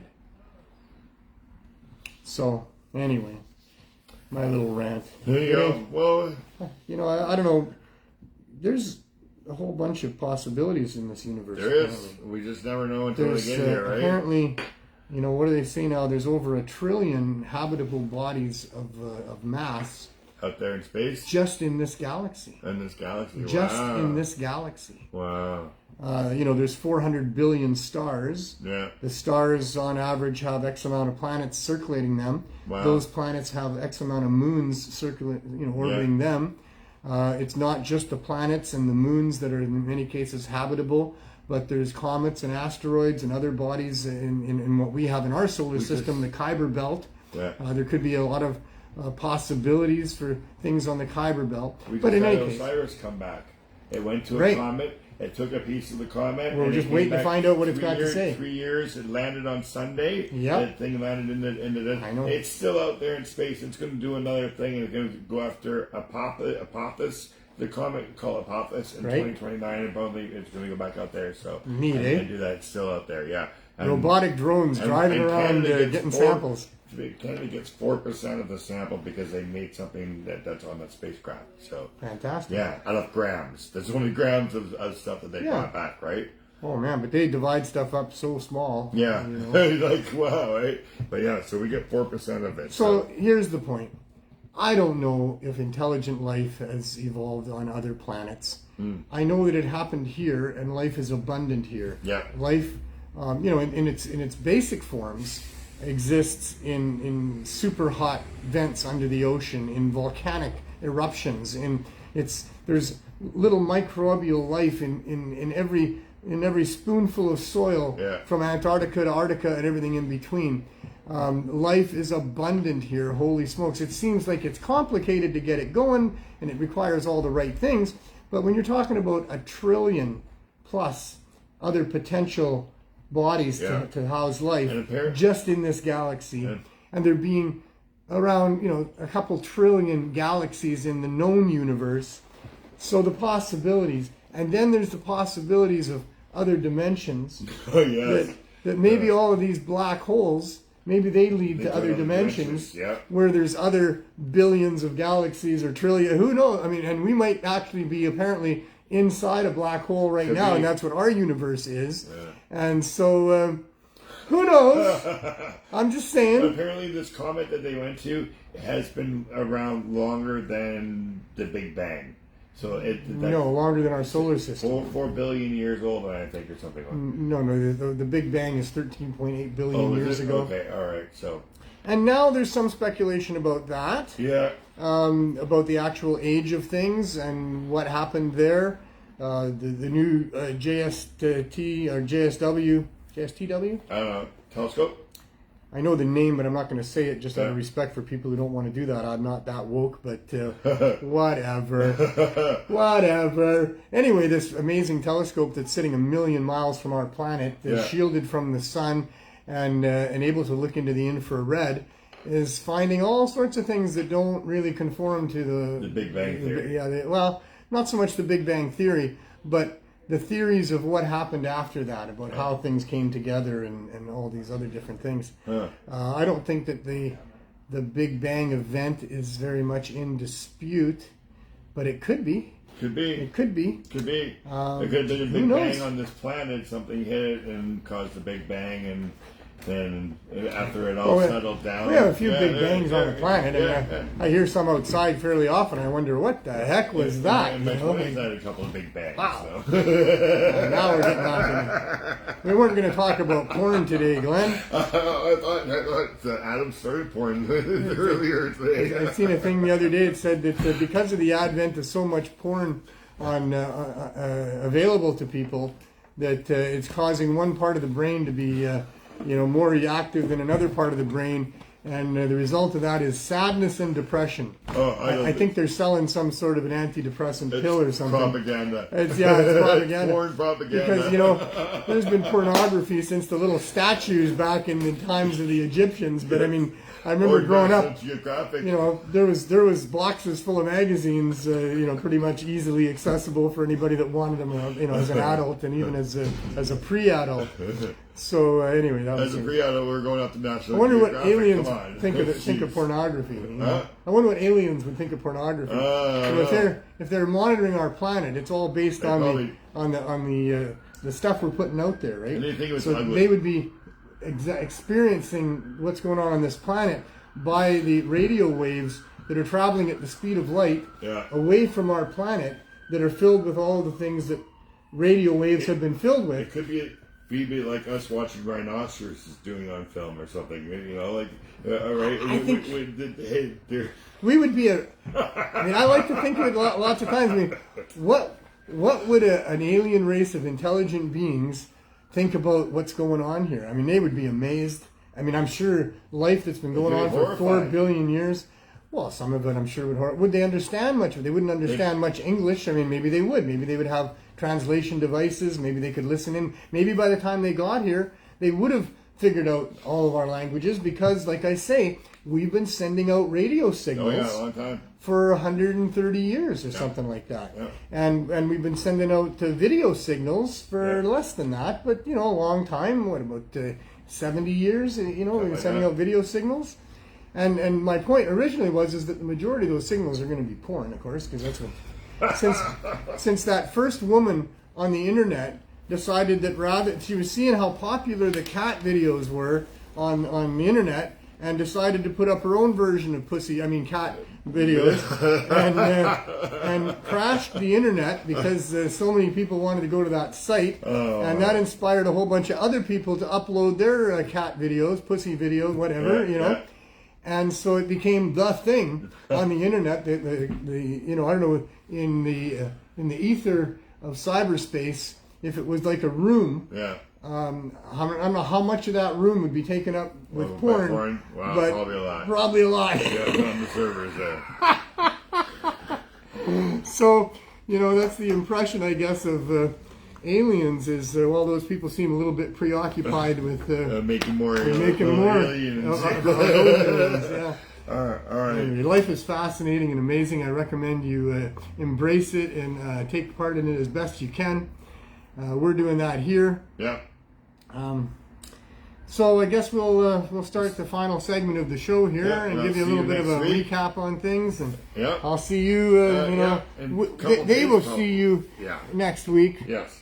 Because you're about as reliable as snow in the winter. Yeah. Well, we don't. During an ice age. But I am reliable. Thank you. See you, my friend. I'll see you. Thank you so much. No problem. If it weren't for Glenn, my goodness, I'd have to have regular guests on and all kinds of other stuff and work even harder at all of this. But, the show originally was about guests, and that's what it was, because I was kind of like Quinn Hughes of the Vancouver Canucks. I mix with everybody. And so there's a lot of players in the cannabis community, and, some of them mix better with others than others do, but I pretty much mix with everybody. And so that I had the privilege and the honor of being able to interview a lot of the different luminaries, in our cannabis legalization movement. And that's what the early show was about. Although when we started this show over 4 years ago now, I was involved in the Cannabis Substitution Program at the time. I had been for a few years by the time we started the show. So that has always been a big focus of the show as well. In the early shows, if you want to go back and look, there's interviews with so many of your favorite people there, and people that you don't know that you should know and you'd find out about in the interviews that I did. But we basically spent 45 minutes or so on the interview after doing a segment with Jerry Martin about the medical applications of cannabis and about the attempt of mind control, which is what's going on with the government's prohibiting psychedelics and magic mushrooms and the like as well. And then we would go into what was going on with the CSP.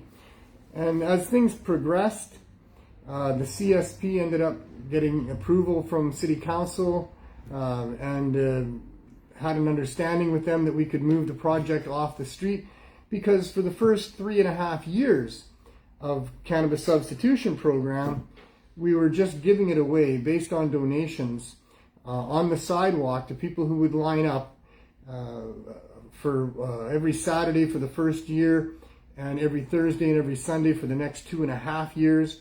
And when I'm talking about every, once a week or twice a week, and being there all the time, what I'm saying is that we had the Cannabis Substitution Program going on in the dead of winter, with snow all around us and icy conditions. We had it in the heat of summer, where it was so hot for people that it was difficult to escape the heat, and people were dying in the province from too much heat. Through the rain, this isn't called the wet coast for nothing out here.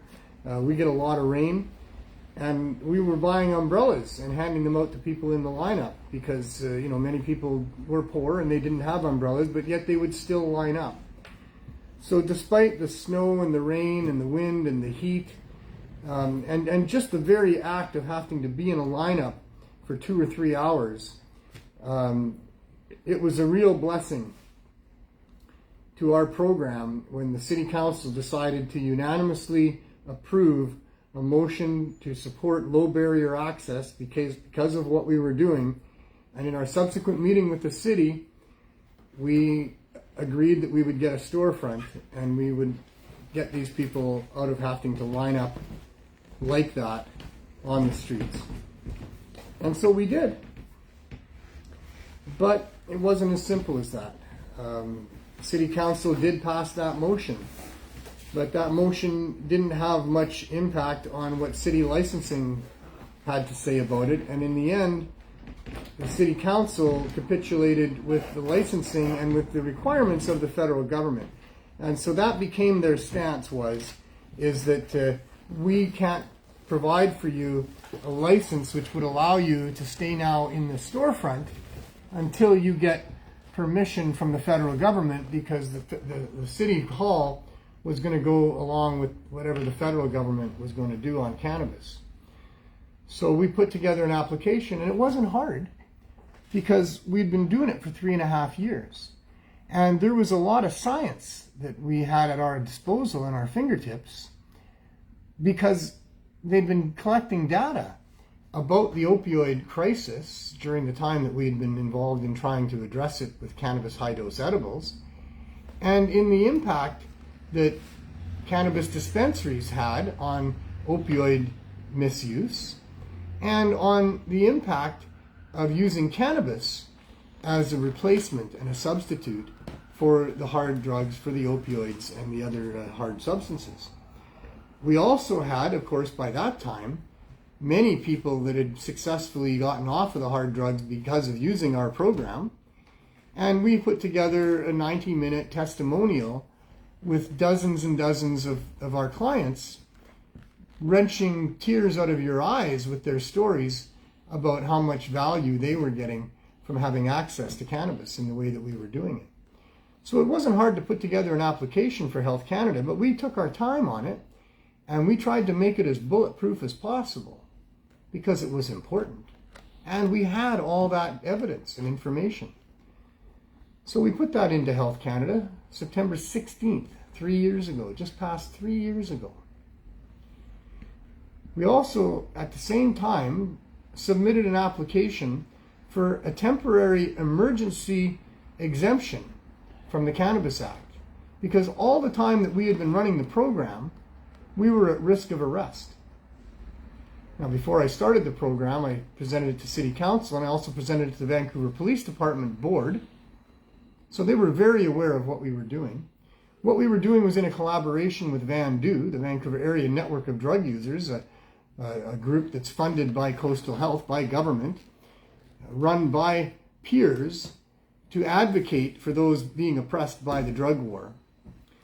And in that collaboration, we went ahead and ran our program. But we were always illegal, and there was always in the back of our mind the idea that perhaps at one point someone was going to come in and arrest us and seize the products.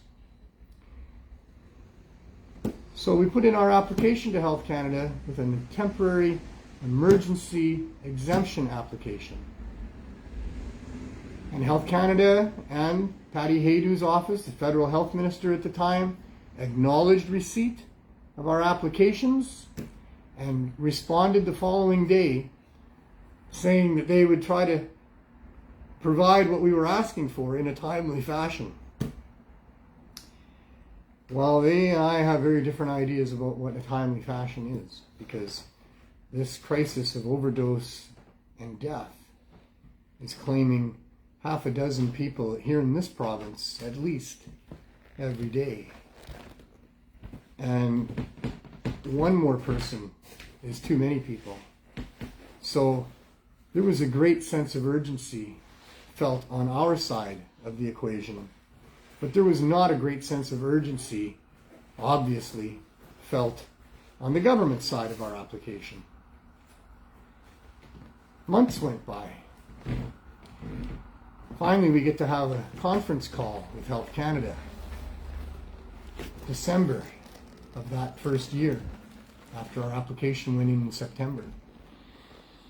The very first thing that the head of the Department of Special Licensing and Exemptions said to my lawyer and myself is that they were sorry that it had taken so long. So maybe they did understand. Maybe they did have some clue as to how many people would die in that 3 or 4 months of half a dozen people a day dying. So, sorry, he said, that it's taken so long. He said, it's complicated.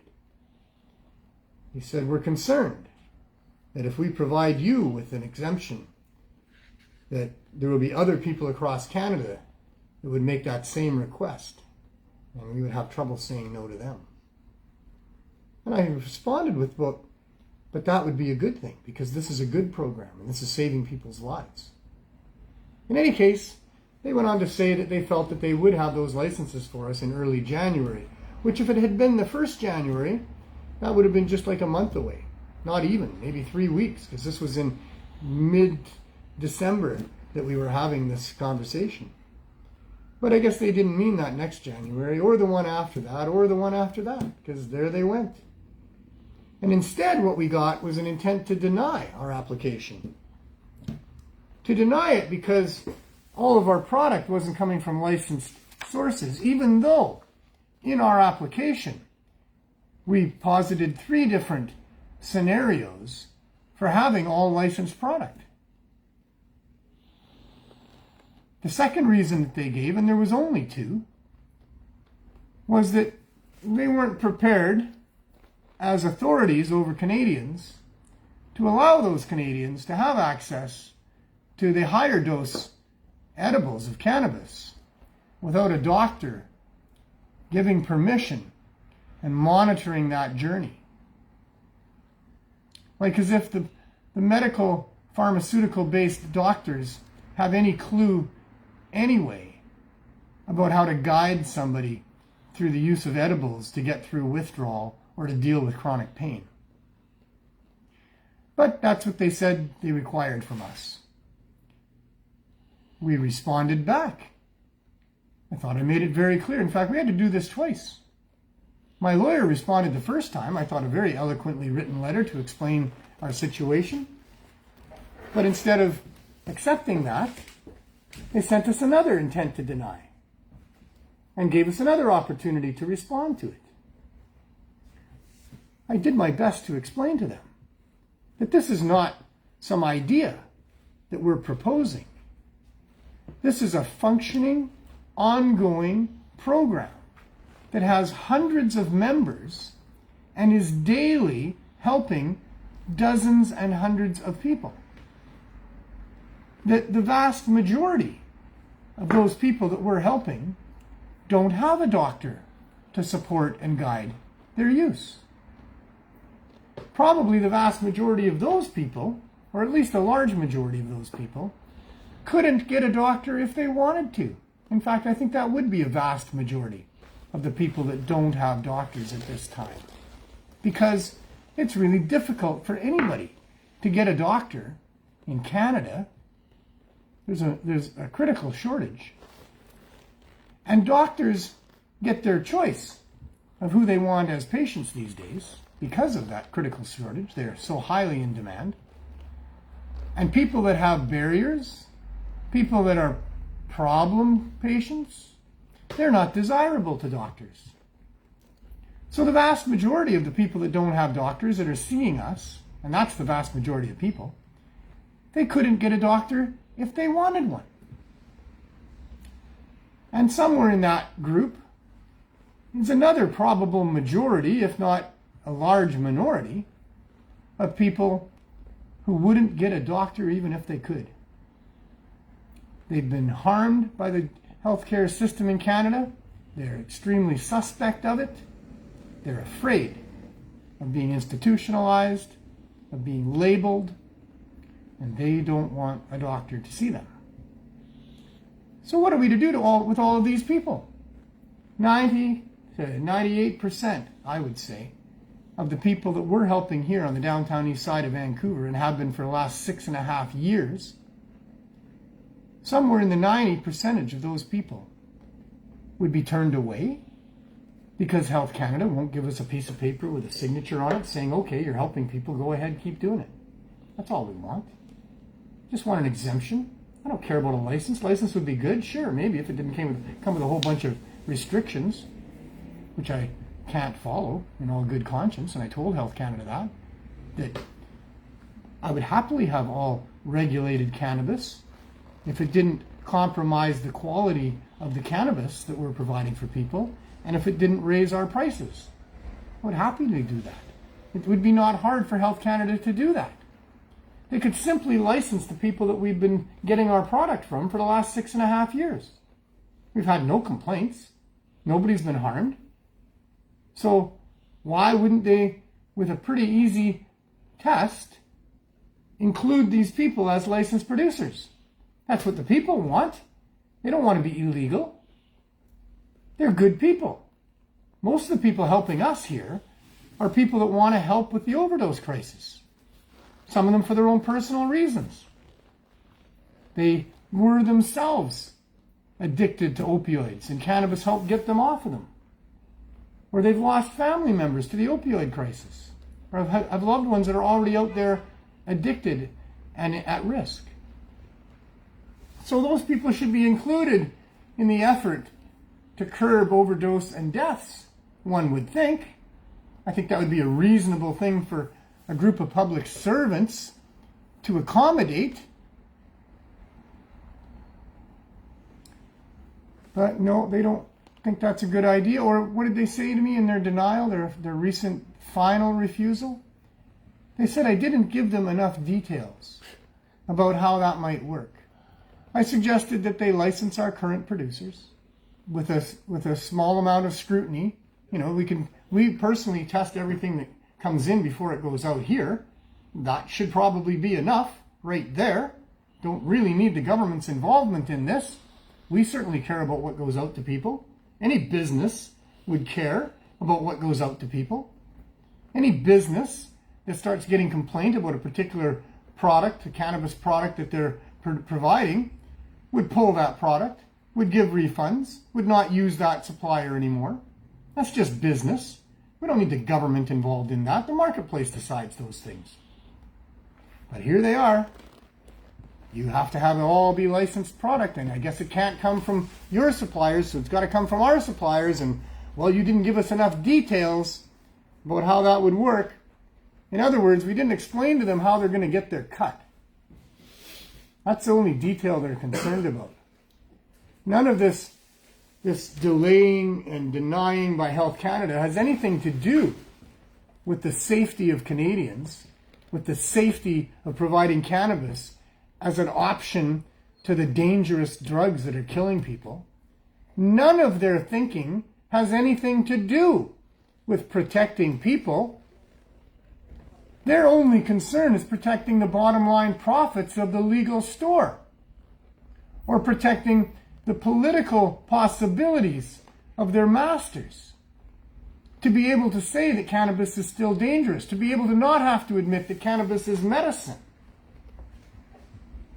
to make sure that they're earning whatever payoff they're getting for towing the line.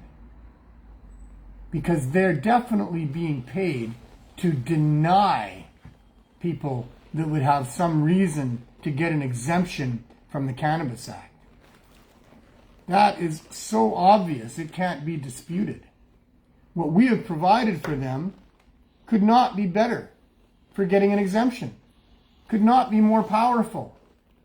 Hundreds of people rescued from addiction already by what we've been doing here. How do you not exempt that from happening or from being interfered with? A simple signature on a piece of paper would be enough to fend off the CSU, that provincial unit funded by taxpayers there to keep taxpayers from having low barrier access to cannabis. They've come to visit us and threatened us. If we had a piece of paper with a signature on it from Health Canada, or the federal health minister, or probably even the provincial health minister, or the provincial minister of mental health and addictions, if we had just a piece of paper with a signature on it, then we could operate here properly. We could operate in the store and give people back the dignity of being able to walk into a storefront and get out of the elements. But instead of that, because the city wouldn't license us until Health Canada did, and because Health Canada has now taken over 3 years and now they're denying our application, we have been almost 3 years operating out of an RV. So we have managed to stop the long lineups for hours at a time, but we haven't managed to stop people from having to come out and get their medicine while standing outside of an RV on the sidewalk instead of walking into a heated store or in the summertime an air-conditioned store. We're trying to operate out of an RV with people who are suffering majorly in their lives, who have all kinds of things going on, and they need more than just low barrier access to cannabis, and we do our best to provide that for them. But how much better could we provide this for people if we had them in a store? If they could come in and have this corner over here dedicated to dealing with people that need to understand how to dose it themselves to get through withdrawal, or how to use it for chronic pain, or how to just talk to somebody about what's going on with them. Have an ear that seems receptive. To have somebody not be rude to them and kick them out of their establishment because of what's going on with them. These are extremely important things. And yet, the federal government doesn't care the least about any of that.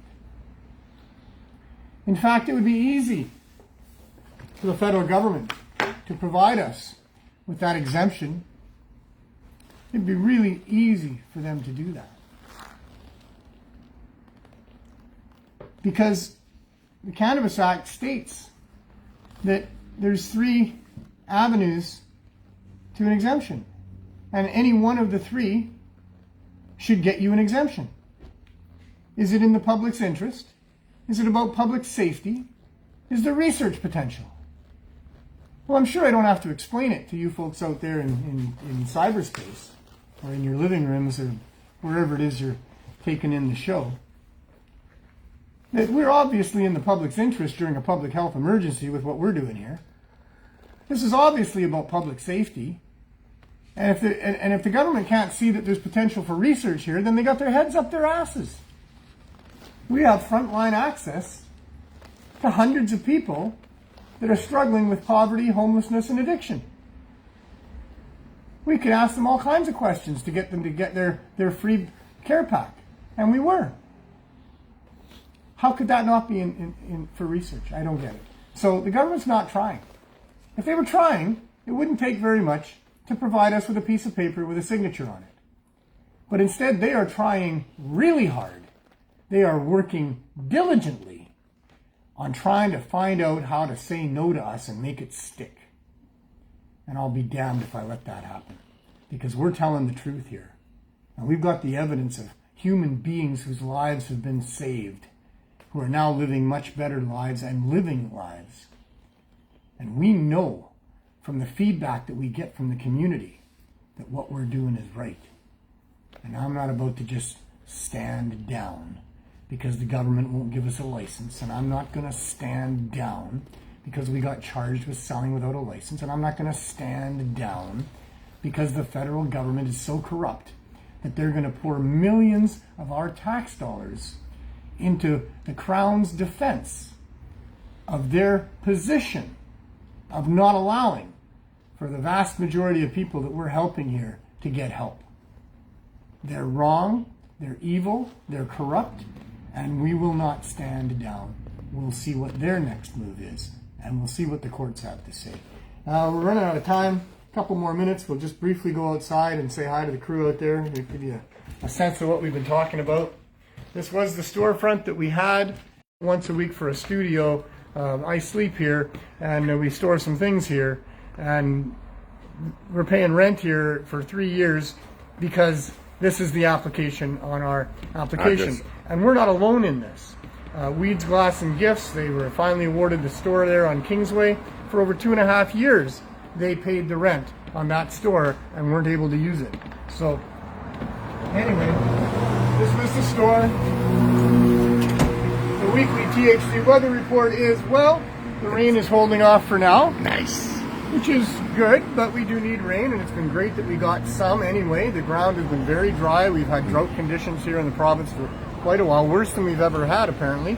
And there's a lot of concern about how dry things are, and that now we're moving into fall, so there's going to be thunderstorms and lightning and things like that, with a very tinder dry forest at its disposal. So thankfully we're getting a little bit of rain, and a little bit of rain over quite a long period of time would be great, but a lot of rain in a short period of time, which is what we may well be getting, will not be great at all, because then we will trade our forest fire problem in for a flooding problem, and many communities are going to be disrupted and people are going to be disrupted by that. So we'll see how it goes. We're hopeful that we get a modest amount of rain occurring over a fairly long period of time, and that's what we want.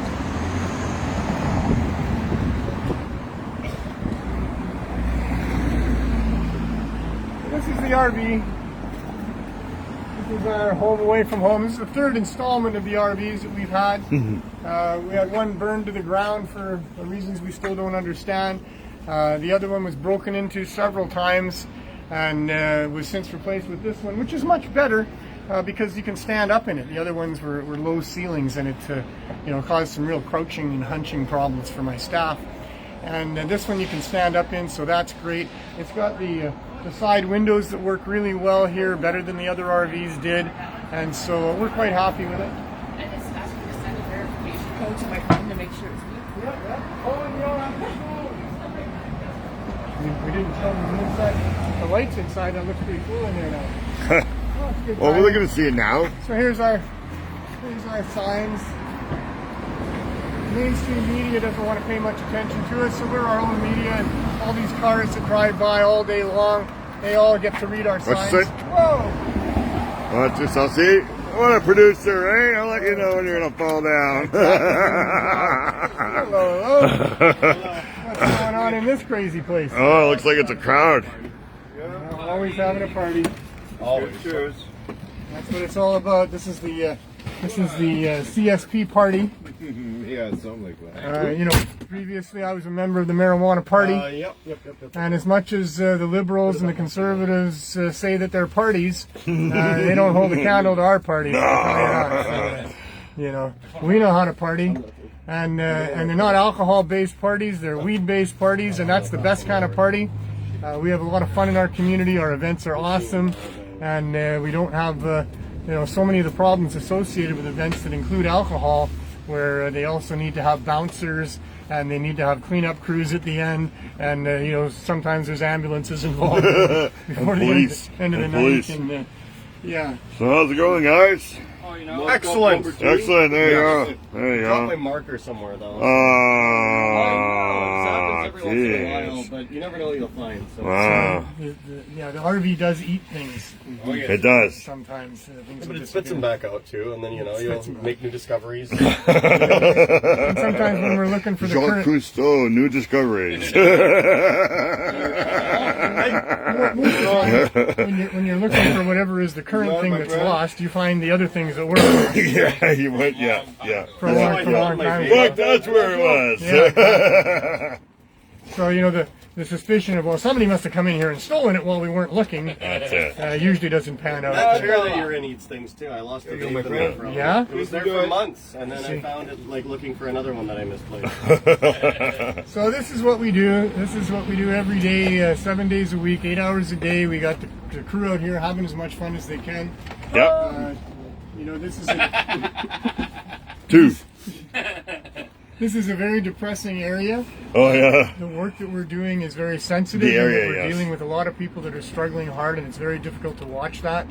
All of us here experience what appears to be dead people laying around on the sidewalks as we go, and we need to stop and make sure they're not dead. And nobody should have to do that in their lifetime more than once or twice. And doing it on a daily basis takes a big toll. Multiple times on a daily basis. Yeah. Multiple times sometimes on a daily basis.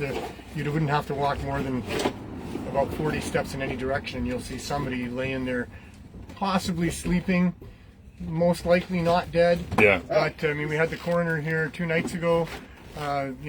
Somebody down. We've had so many deaths in this neighborhood, and also even just watching somebody struggle to to hold their head up because they're so hunched over from so much drugs. To see people injecting needles into their arms or into their legs or toes, in their maybe toes. between their toes, yeah. And people, you shouldn't have to see that. And so our staff is subjected to this stuff all the time. And so it's important that we have as much levity as we can. We find joy in as much little things as we can. Sativa, is that okay? It's really cool that we have cannabis to work with, and it's really cool that we know we're helping people. So we try to make that as joyful an experience as we can, and not just for us because it's hard for us to deal with what we deal with, but for the people at the window as well, because a little bit of joy in their lives can make a huge difference. So we keep a positive attitude here. It's very, very important. It's one of the things that we do. And it's also frustrating for us because we know we're dealing with corrupt government, that we know that we're working in the RV because we can't be in the store, and that we're going to go to court shortly, and we don't know what's going to come out of that. Are they going to put me in jail? Are they going to tell us to stop?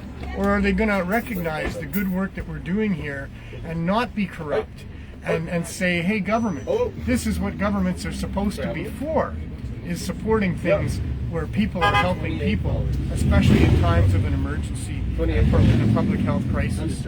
So we're hopeful, we're upbeat, but we're dealing with a lot of stuff that could really drag you down. So it's important that we do all these things. And it's important for you in your life too, that you don't get overwhelmed and too depressed about the state of your world and the state of our world. On a personal level, many people have a lot of problems that are very difficult for them to deal with, financial, relationship-wise, to do with families and jobs and many other things. But it's important to try to stay as positive as you can as you try to work through those things and work those things out. And so, I'm grateful that we have the opportunity to be able to do what we're doing here, that we at least live in a country where we can get away with at least this much of helping people without the government shutting us down. And it's not the case in many other countries, where I have people from those countries telling me that there's no way that you'd be able to have an RV selling cannabis to people and providing cannabis for people, even if it's a public health crisis. And cannabis is one of the best harm reduction answers that there is.